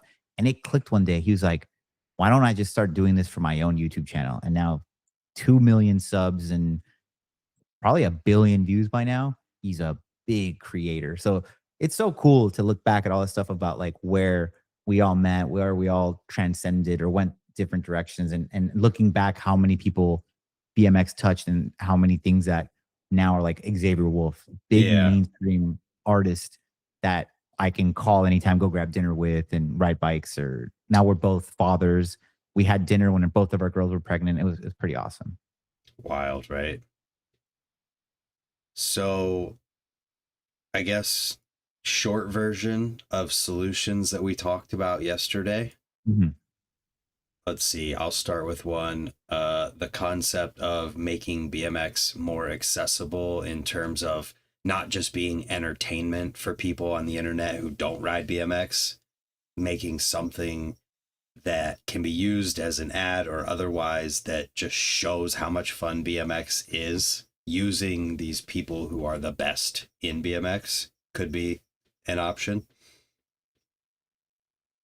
Easy first thing to say, just as like Yeah. brainstorming things. From an industry perspective versus a singular individual, if I, it sucks because I don't want BMX brands to feel like they have to almost like create a rubric or a syllabus what a pro rider should be doing. They But I should. think, I'll say but I it. They think, should. but I think they should. That's the job of a TM. And I was fortunate in a lot of the bike companies I rode for, or even the like the DC shoes or things of that nature. I had a good TM usually that would tell me, like in my DC shoes contract, it specifically said if you're ever wearing anything that we usually make you wear, like let's say a jacket, a hoodie, a t-shirt that was not DC, it was like another brand, like this is Fox Racing. If I wore this, I was liable to a $10,000 fine. And one time we walked a red carpet and I had a DC shirt on, a DC hat, but I went and bought this really nice jacket to look the part, and I removed all the logos. And one of the higher ups at DC saw me and walked up to my team and told him, "This is the last time we'll let that slide. He'll get that 10K fine." Mhm. Wow. And granted, I was making enough to where if I got that fine, I had it, but you don't want to give it up. But if somebody was like, "Hey, if you're not writing stickers on your frame, or you're caught not injured and you don't ride for a month or whatever, there's some sort of agreement there," they couldn't even fine you $500 because they would probably throw you and you couldn't afford your life, right? So Right. Wow. That is insane to hear. And that happened even after you had taken all of the logos off of it and there was nothing but it of makes sense. recognition. It does. They It makes were perfect sense. So think about this. Every rider above your head, whether you think about it or not, you are overhead, right? And so there's a dollar sign. I cost DC shoes between travel, the packages they shipped me, my money that they paid me, magazines, videos that they had to pay for me to be in these commercials that they would run at the malls and different things, the meet and greets, all that stuff. Each one of us had a dollar amount. So yeah, I might have received 40K that year in money, plus another 40K in travel or whatever they quantified. So over my head per year, let's just say 100 grand. And there was 9 of us that were pro. And just for perspective, and because people love this when it gets brought up, that if they put 100 grand of their money into you, that means if we talk about how much they have to make in like sales to be able to have that 100 grand in profit in cash to be able to put into you, a lot of people in business would say it's 10 times that. Like it would take selling $1 million worth of stuff to have $100,000 to be able to invest into someone like you. Correct. And that figure is something that I think it blew up in BMX because people are just like, holy shit, this is insane. This doesn't make any sense. This is wrong. And it blew up. That was your conversation with Joey Cobbs? Yes. I remember seeing that. And I mean, I kind of wish at that time that we already started talking, because I can make some counterpoints as to the value of one web video, how long that lasts. Mm-hmm. Let's say the Van Homan Little Devil part. How long did that make Little Devil brand relevant or things like that? Of course, not every part's going to transcend, but there has to be like some, again, comparing apples to apples and being like, okay, Mm-hmm. cool. If I throughout my career make 10 video parts, XYZ, I do 40 meet and greets. There has to be a way to quantify all of that. It can't just be, yes, simple rule. Marketing should always be a tenth of net income. Sure, yes, that's that. But in this sport, to continue this lifestyle, it should probably come down. It should be like 4x as an example, right? Something. Because you're right. Yeah, it doesn't make sense. But again, are we talking from a retail perspective? If a brand is making, just for simple terms, they're actually getting a bike for $100 and they sell it direct for 400. So they're 4xing, they're making $300 in profit, right? Versus when you're selling to a bike shop that you're splitting that, you're like, let's both make 150. There is a difference. Mm-hmm. And again, in a brand like a DC Shoes, where they're at that time in 2009, 2011, something around there, they were worth $750 million.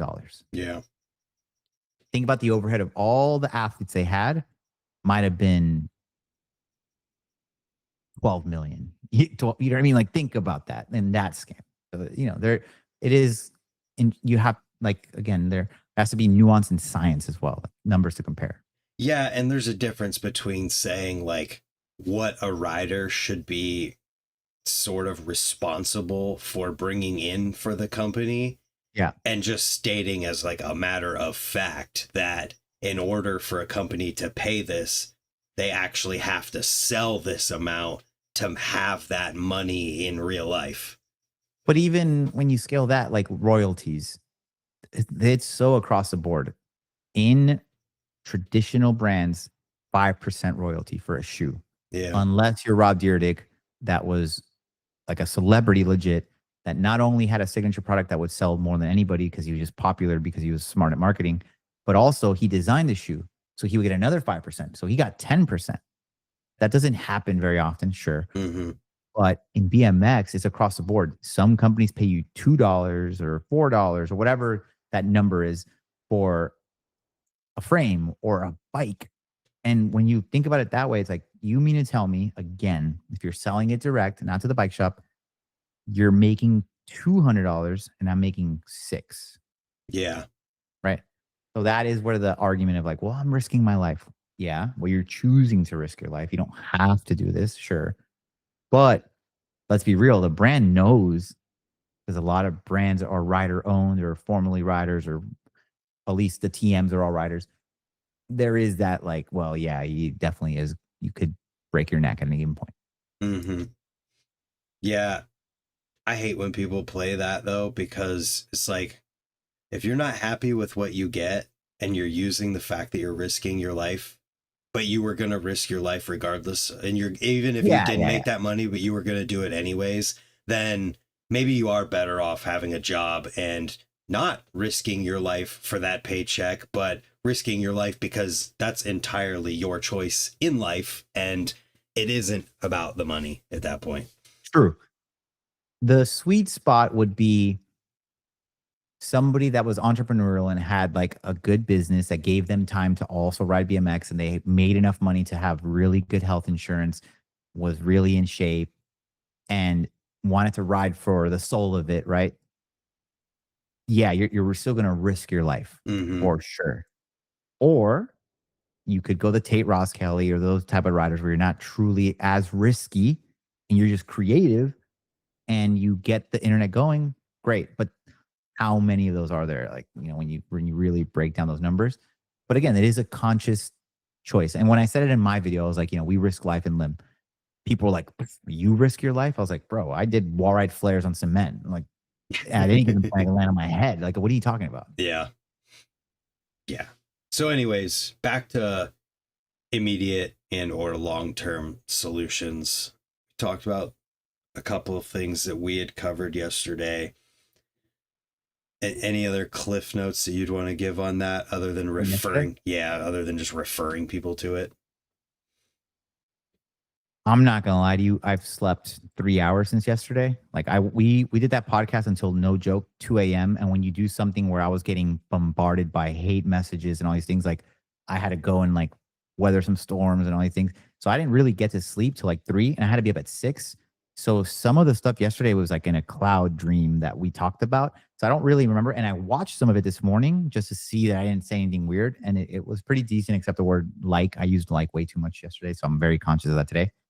But if anything that really stood out to me was we did, like you said, ad nauseum go into the things that we think could better BMX. And we even touched a little bit on that here today. But if I had to pluck one thing, is that we can all do our part in every single way. And these conversations are going to get somehow, okay, I don't, there's like a nuance in this whole thing that we're kind of maybe prodding at somebody.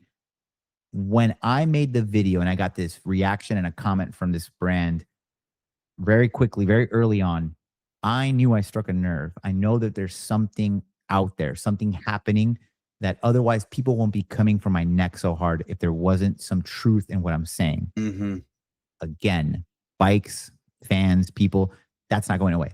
But there's something happening in the industry. There could be some big players that might go away. There's might be some other brands that might sell and they don't want to be in this anymore.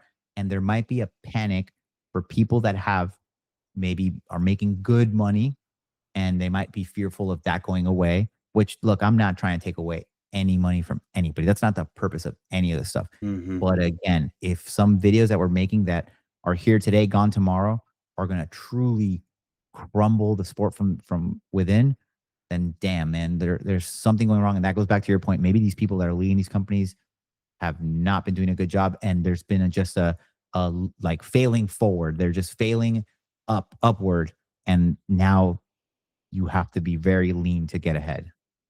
Yeah, maintaining, sustaining. Maintain, dog. Yeah, maintain every day. I mean, that's kind of what you're talking about. Yeah. And I think you're right in one good one being that everyone can play their part. And I think a real solution to this that could be considered long term isn't even anything super specific. It's just in that we need more people to be more open to conversations about these things so that we can find the solutions. Like, I don't know the exact answer to how things could grow or be better. I have my thoughts and theories that I talked about, but what I do know for a 100% fact is that the more people who are talking about finding solutions, the higher chance there are that solutions will be found than if no one's allowed to talk about any of it. And we can never even have the discourse that leads to a brilliant idea that could help things. There's somebody in this chat room that could make a change 2 or 3 years from now in BMX that saves things. There could be somebody here that gets these conversations and applies it to something else in their life that is positive. So to me, trying to silence anybody is, number one, it's almost like you're trying to take my God-given rights. Number one, telling me I can't say whatever I want to say. And also, what do you think? You're the CEO of YouTube? Like you're gonna strike my channel? What are you gonna do? You know, maybe they could try. But the point of all this is that by spurring thought, again, critical thinking is what I've been talking about yesterday and in my video. At least it gets you to reframe, like go back there. I'm sure there's things right now that people are looking up on Google or checking out people's Instagram to be like, oh, maybe they're right about this. Or maybe, again, that's spurring things forward. Mm-hmm. Yeah. So what you were saying about very little sleep and whatnot, and yesterday, Yeah. I'm not going to lie, I asked you for your cliff notes because I can't remember hardly any of Okay, it. it's not just me. Cool. Okay, It's not just you. And anybody, look at this face. It's tired. I can't remember. But you know what I can do? And I should have probably thought about in the first place. Transcribe it. I was kidding. I had notes all of yesterday. Oh, you did. That's a good one. I can go back to my notes and okay. BMX as an industry needs to focus at least some attention on reaching people who don't already ride. That was, it's not a specific solution, but it is a concept that I think would help. Let's see. Create more personal connections between the superheroes in BMX and the people who are the consumers. Like that inherently creates more superheroes. Companies utilizing Google Ads, people working with local cycling organizations and things like that that can expose people in their local community to BMX more, and just being like a local advocate and a local hero in helping your local community, even if they're not BMX focused. Then the idea of planning, stopping at bike shops or these types of things along pre-existing trips that we had went super in depth on, that these trips are already happening. So why not plan it? And if you want more of that, there's a couple hours of it. Yeah. One thing I'll never forget is the feeling of when I show up to a random skate park in a random town because I had a random business trip and I just brought my bike, and I'd see 3 BMX kids there, and I don't announce anything. I just show up to the park and I'm riding, and I see their faces like, holy crap, like there's an actual person I watch that makes content or whatever. That feeling when you're doing it with like going to Epic, and we would have a jam and there'd be Garrett and Chad and all these people. That is always like the coolest feeling because it shows that like people care about what you do and vice versa. Like they're like, damn, this person cares enough to come out here and stoke the scene. And the more of that we have, the more superheroes get created, the more lifers get created, the more people end up with these memories that stick with them. And as much as it sucks to just say it blatantly, but the things that stick with people and influence their purchasing decisions for what they buy for their bike. One thing I always said was, if you were a kid and you go into Walmart or any store, you would never have the opportunity for somebody that you looked up to or watched their content to sell your product. And so when we did that with On Some Shit, it was like the coolest. It wasn't in exchange for money. It was like they're giving us this money because they are stoked on everything else we did, and we're even gifting them a dope memorabilia to commemorate that moment.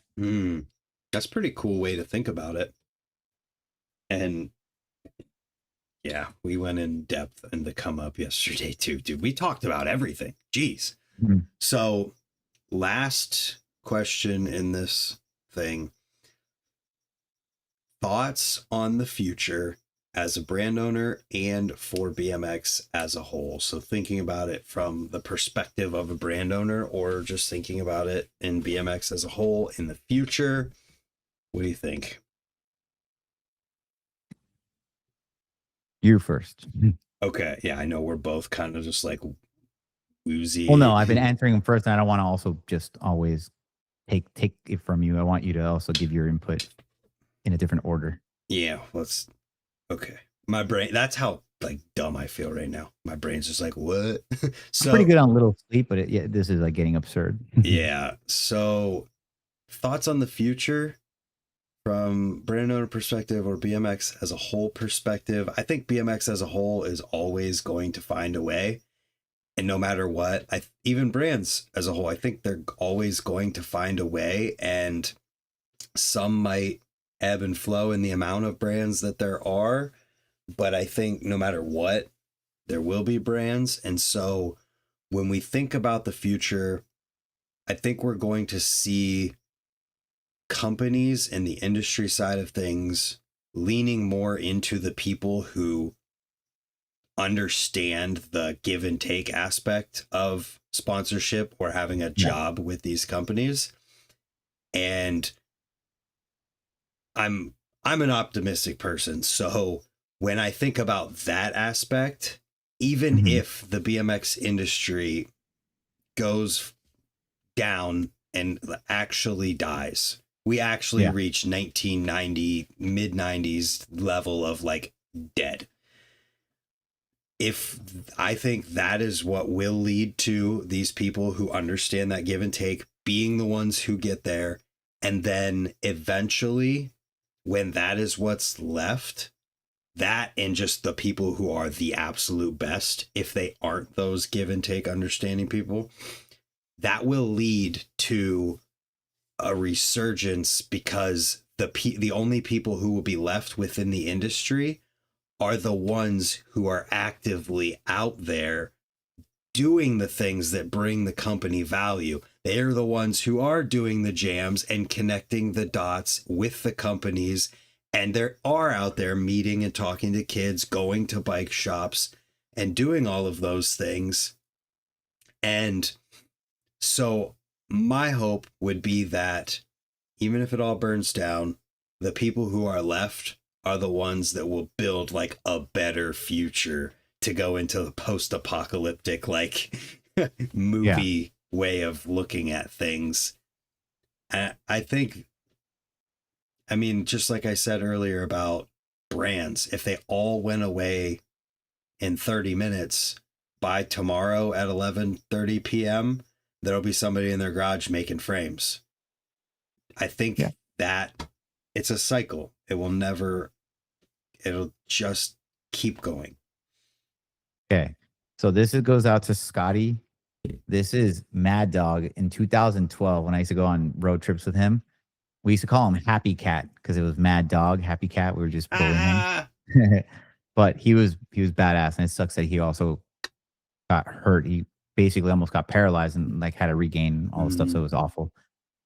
One great thing about that was that I think DC Shoes ended up paying for his whole medical bill, or like a big part. So that's another example of a big brand stepping up when someone got injured. Amazing. Now, as far as if we could give one solution to a lot of stuff, I don't think there's ever one answer that can fix everything. I think it's multiple prongs, and it is on both sides.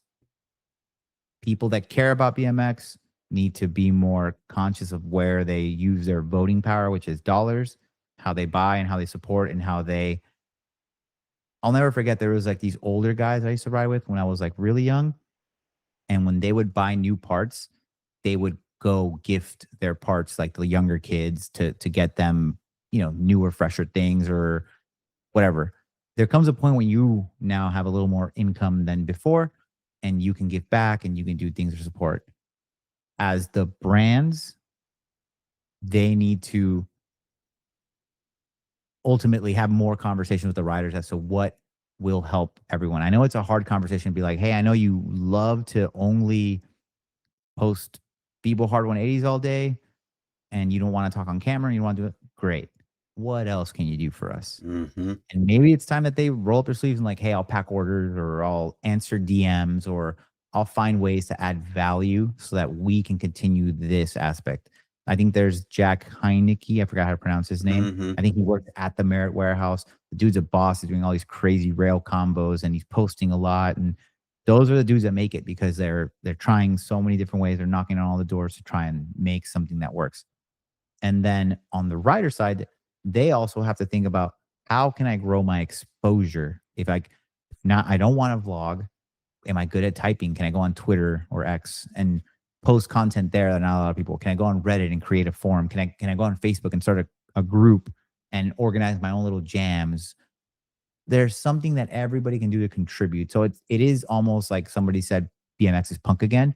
Well, in the punk spirit, make your own everything. Make it like what is it? Poor Homie Rich from Cult. He's in a punk rock band. He's doing all these other cool things, and he's outspoken. I see him talking about things and doing things. So I think people need to now not only pass the torch, like the older riders need to, educate more of the younger ones, or, slowly kind of make their way into something else and give input or guidance. But then the younger ones need to also step it up and be like, okay, what else can I contribute to this ecosystem to make it better? So all of those three things have to happen. So that was your advice and things. If based on the current state of things, what do you think is going to happen looking into the future? I think Monday somebody may or may not post a video with the same answers and questions, and hopefully they did get some well thought out answers. The problem is that everybody in BMX is playing a poker game, so you'll never know if someone is really showing their hand or if they're Mm-hmm. creating a false narrative to then throw a rock or a red herring to trick another brand into maybe making a wrong mistake and ordering all this other stuff. I would like for them to maybe hop on calls more often and see if there is some mediation so that they can not collude to fix pricing, but maybe figure out more collaborative things to at least jumpstart something, get us out of a stale moment, or even just like Florida Swamp Fest. Like that's a good idea where those brands are all doing their part to build an obstacle or do, more of that. Mm-hmm. So I like where you're going. Now, what do you think BMX is going to look like for brands and BMX as a whole in a year, in a couple of years, whatever like that? A year flies by so quick. So I don't think change truly happens in a year or two. I think for BMX, I think it takes like 2 to 3 years for you to see things that were affected by obviously 2022 are hitting now or 2023, something like that. Yep. I don't think 2024 and 2025 are so discernible. Where I would like it to go and where I think it's going to go are probably two different things. Yeah. And again, it is also contingent on what Trump does, what war, you know what I mean? Like what's China do with Taiwan? If China takes Taiwan right now, that shifts everything. We don't know where it goes. So based on the current climate of everything, say everything goes in the trajectory it is right now, just I'd be curious to hear what you think BMX looks like, let's just say 2030. From a brand and BMX as a whole look. I think there's currently 30 BMX brands, as to say a random number. I think there'll be 12.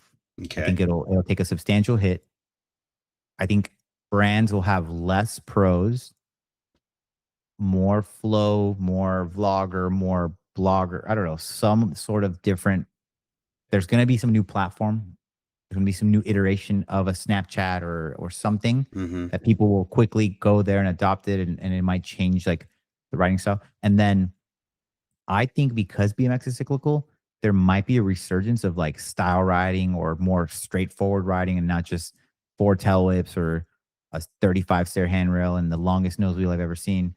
Maybe there is somewhere that the riding also gets adjusted because people don't want to jump off buildings all the time. They don't want to also break their legs or gouge their eye out or all these other catastrophic failures that happen. The Olympics probably does get bigger, but also that might evolve. Hopefully there's more like media companies like us that are doing their own part to excuse me, push things forward. I saw a comment about girls riding and girls equal pay or girls taking a spot. Dude, I think we need more girls and people to get into BMX. Sorry. Oh, that's a whole subject you can more international with. people. Like, I don't know why someone's like, oh, that girl is probably taking my sponsorship or somebody else's sponsorship. Like, no, Paris Benegas is probably better than the majority of the people riding here, including probably myself. Like she's really good. So I think it'd be easier to predict what the women's side of BMX looks like in 5 years than BMX as a whole, because they are on such a upward trajectory to where I think we are going to have a time where women's BMX is always going to be like women's BMX, but I think people are going to look at everyone, and rather than it being like, oh, there's the rest of BMX and then there's women riding BMX, it's women's BMX, I think it's going to be we're all just riding BMX, and that the progression of that side is going to go so far that it gets closer and closer to being even, and I think we will see more even representation on both sides in companies, and I'm excited for that. I can see in certain aspects that obviously the overall bar is always going to raise. But I do think that when it comes to just natural ability because of muscle density and things of that nature, I don't think there'll ever truly be like a uh Kyle Baldock female Kylie Baldock, or what's is that his last name, right? Yeah, Uh you're talking about Kyle Baldock. yeah, correct. You get what I'm saying? Like I just Mm-hmm. think that like that dude is like a pinnacle athlete. So what I'm saying is I think we're gonna find that out. I think we will see. If that were the case, then Clarissa Shields, like the best female boxer, should be fighting a male by now because they have had a way longer trajectory of a sport that, you get what I'm saying? And this Mhm. isn't to downplay the success of women at all. This is just kind of like a biological, physiological thing. I definitely see where you're coming from. But I do think that, like, if it were flatland, I could see a girl getting extremely Oh, good and they even already get way are. better. Yeah, there you go. Trails, I could see a girl flowing, but even like I think the fearlessness of a male, like think about it, in every crazy thing that people do, it's always a guy that's like fighting a bear, jumping out of orbit, right? Yeah, If you get what I'm saying, the there's something memes of fear. this is why women live longer than men. Correct, correct. And again, this is not a snub. Like I have a daughter. If she wants to ride BMX, I will always support her and guide her and show her how to flare and all this stuff. But if she was telling me like one day I really want to focus all my energy into beating the best guy, I'm gonna at least prepare her, be like, okay, just keep in mind, density wise, like just the way we're built, we have a little advantage. Doesn't mean you're not capable to compete. And who knows, you could probably beat a lot of men. But if it was like Floyd Mayweather versus XYZ or the pinnacles of things, I think we just have that tiny percentage that could be, and I Yeah. could be wrong. That's my perspective, my take. My take is that we will find out and we will Yeah. see, and the progression We has have more been. hold my beer moments. This was literally it. I'd be like, hold my beer. Let me prove you wrong. Yeah, that's funny. But the women's side of BMX has been on such an upward trajectory that I cannot wait to see where it's at in like 2030. And so I think your take on where BMX will be in the future is sound. I agree with a lot of it. And Is this you really accepting this, or is it you just fatigued and you're like, I don't want to even no, I battle it? fully agree with a lot of it. Like Just messing. I don't necessarily think that there'll be half as many companies as there are right now. I think there will be less. I just think that enough people love BMX enough that they won't fully go away before they will scale down to where they're one person running a company before they just throw in the towel completely. And so I think that maybe by 5 years, there enough of them will have had enough. And I hate to demystify a BMX brand, but there was one point where I used to walk into Volume Demolition. It would be Brian Castillo literally designing the bike parts, designing the merch, taking pictures of the product, editing the video, working on the website, writing the parts, ordering the parts, even getting on the phone probably sometimes.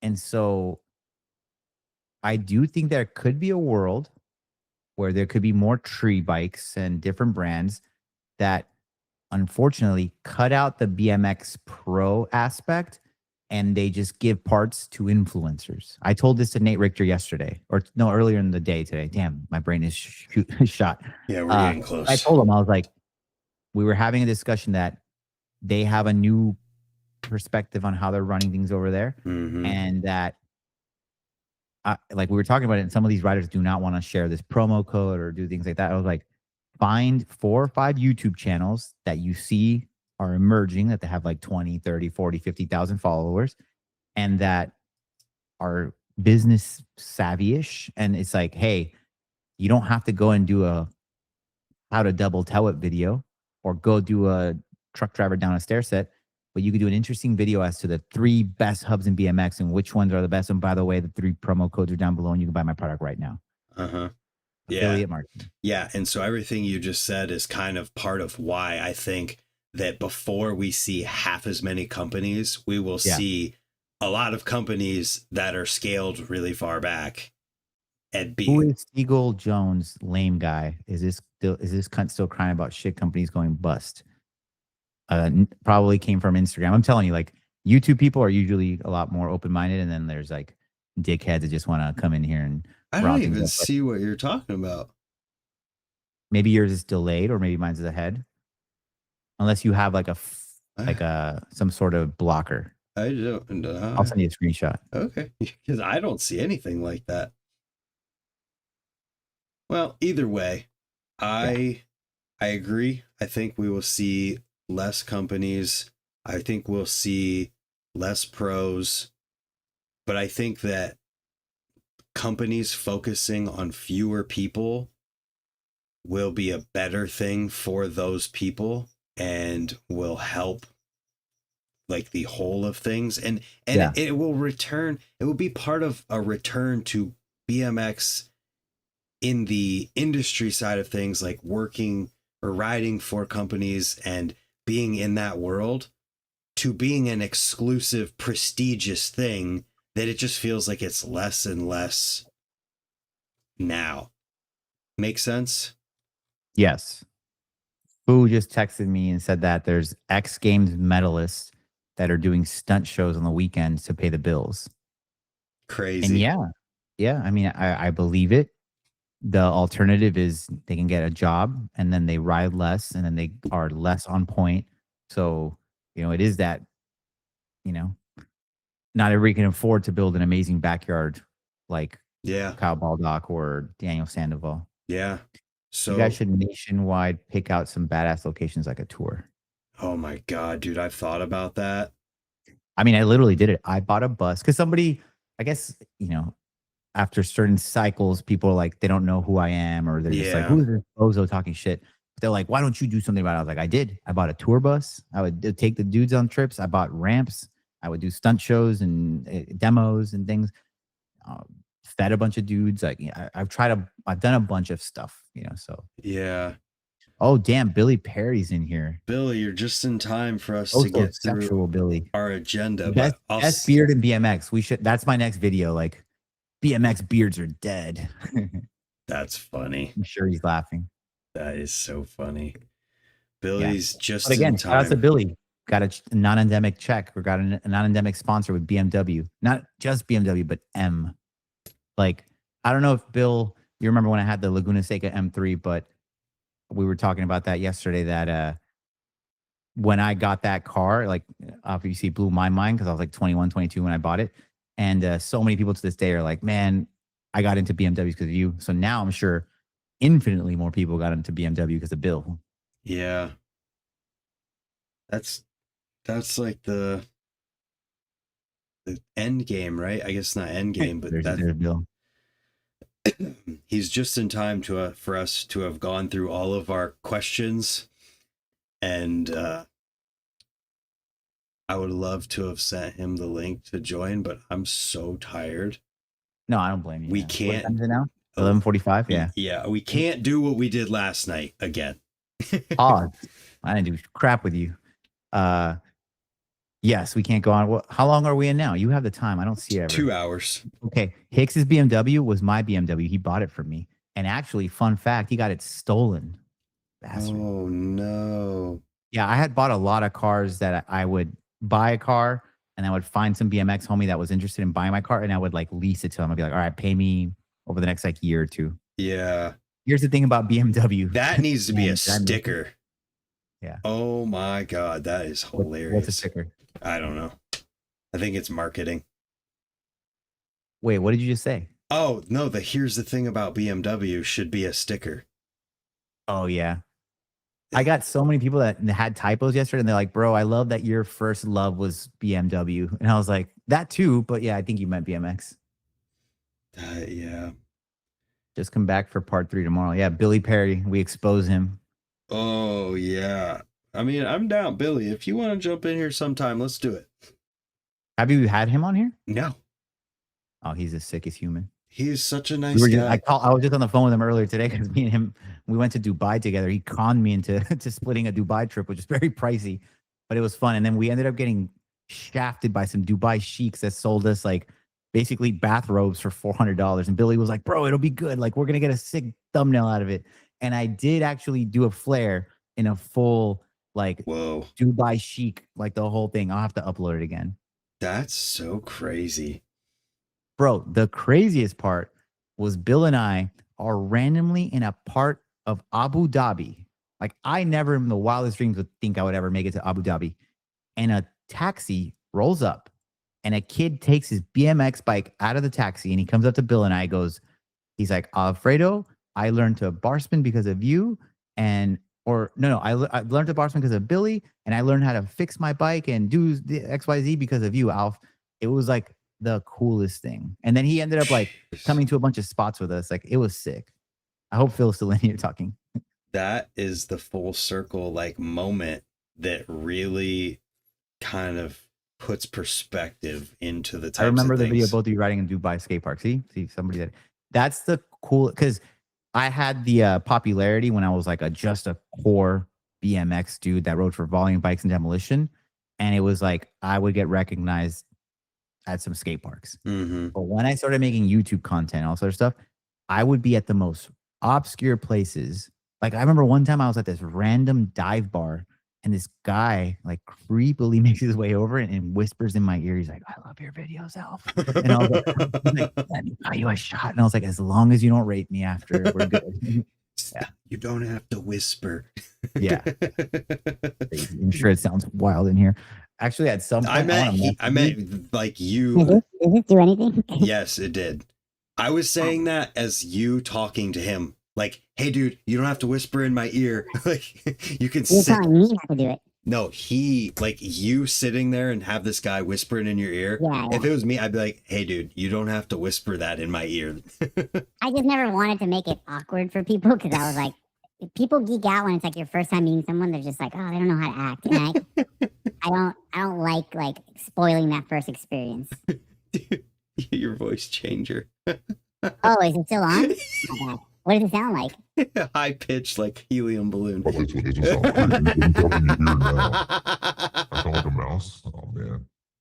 You sound like what? I gotta take that off. Oh my god, those are the best. Yeah, I got the full thing. Like, this thing is set up for all the sound effects. So once we start getting into more of these podcasts, I'll set all this up. Yo, that voice. I'm too. We should have just done the whole podcast with the voice been like, BMX is dead, motherfucker. We should figure out how to do silhouettes and do that, even though it's obviously us. Oh yeah. Yeah. Damn, I wasn't at the shop the one time you went, bro. I used to live in that place. There was times where I was there 7 days a week, and I would look at the walls and I was like, oh, I don't like that they're black, and I would like take the shop down and paint them white overnight, and I was just a maniac. Yeah, you weren't there the one time I was there either. When did you go? You went on some sort of trip? In 2019, a few friends and I and my girlfriend came out there, and it was Scott. We met up with Scott, and he kind of we went around there. Scott Marceau? Yeah. And my favorite human. if you remember, maybe you would remember this. I'm actually going to give to Brent. I'm going to have an extra one. Oh my god, this is hilarious. With his voice. So yeah, we were out there when Began did the roller coaster on the bench on Hollywood High stuff. Because I do that often. That was like his training facility. Well, Scott and I set that up, and I grinded it on his bike, and then a week later I saw Began on the exact same one posted on Instagram.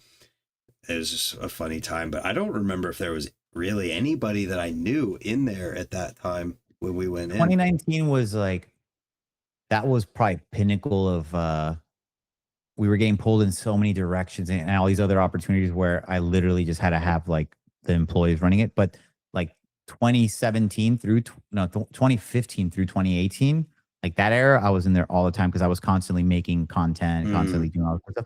But then there was a point where I was just like offered all these other things, and so I kind of had to go do that stuff too. Yeah, that makes sense. Old fat guy. I'm on gummies. I'm on a gummy to sleep, and these voices are amazing. Read his most recent one. He said, I seriously Seriously thought that thought was imagine- me. Yeah. It's so funny. It- Those gummies kicked in. oh, dude. All right. Do we save BMX today? Oh, it's over. It's there. Oh, we blew it. Someone's gonna be pissed when they realize this. Oh, we blew it, dude. I can't believe it. You should, okay, on the title, you should capitalize OUR and lowercase everything else, and then just leave BMX capital. I'll think about it. Yeah. Either way, like the whole purpose of all of this is try and be productive and try and help, as we stated multiple times today and yesterday. And the people who actually listen to this know that and understand it. And so I hope that someone can get something from this conversation in a positive way. And I am looking for. I can't believe Anthony Boy Flores, the street riders here. Boy, you ugly ass in the building. I must be just not getting certain people's chats. Yours is delayed. Because I think you're on the stream, or you're on the OBS, and I actually have like another window open with the actual like live. Oh, I'm chat. in my YouTube control room. Right. With just open another window with an actual just YouTube of your channel with the live stream. Okay. What's his username? Boy Rack 87. Oh, okay. I see that. Yeah. I didn't know. You know what's funny is that he posted a clip one day that was like 3 video clips of him smashing this pole with his butt. And I was like, I had a lot of juice on Facebook at that time. This was like a month or 2 ago. And I was like, I'm going to just take the clip of him smashing his butt on that pole and it's going to go viral. And literally it got 2 million views. And I made ad revenue from Facebook. And I sent it to him. I was like, here you go. I stole your clip. But I just thought I just wanted to prove a point that I know what goes viral. Mm-hmm. And it did. And then his clips went hella viral. And then all these people like, what's the Barstool Sports? They reposted it. Oh, that's hilarious. Whew. All right. So when we're going to do this again in 2 weeks or something, or if something else happens. Depends. If something pops off, I might be ready for another emergency. What does Andrew Tate call it? The war room? This is like the BMX war room. So can we call it that? Oh my God, I love it. Yeah. Because I love that. What current pro rider do you look up the most, Brent? So my current look up to rider the most isn't a pro, but he is the best rider in the universe. His nickname is Sponge, and he's the only person I've ever seen or that I know of has ever done an X-Up nose manual. That's pretty crazy. And a million other things that I've never seen anyone else do. And his name's Sponge? His nickname is Sponge, yeah. So does he also have weird bars like you? No. He's riding S&M Slam Bar specials from 1999 to this day. That's not safe. Well, prove me otherwise. Yeah. I get it. That's why I bought him a new pair in like 2017. And I used to ride with this dude that had like a pair of Butler bars, like the original S&M John Butler bars, and they were rusty as hell. And I told him, I was like, those bars are rusty. He jumps a jump, and one of the arms just snapped, and he stabbed himself here, but not like to the point of like it was just like in the clothes and stuff. Like he got super lucky. Yeah, so he was riding the original set he bought in 99 for the longest time, and then I found him a new old stock set that he's been riding since like 2017. But anybody who wants to know who I'm talking about, just look up Sponge's $691 raise edit. He does the biggest overtooth. What is $691 about? Because he should have bought a pass that year, but he didn't. And so we just, that's our that's the end of our zip code. And the crew of riders here called themselves 691. And so it was just the joke of, you didn't buy a pass when you should have, so you probably spent $600 going to raise this winner. And so I called it Sponge's $691 raise edit.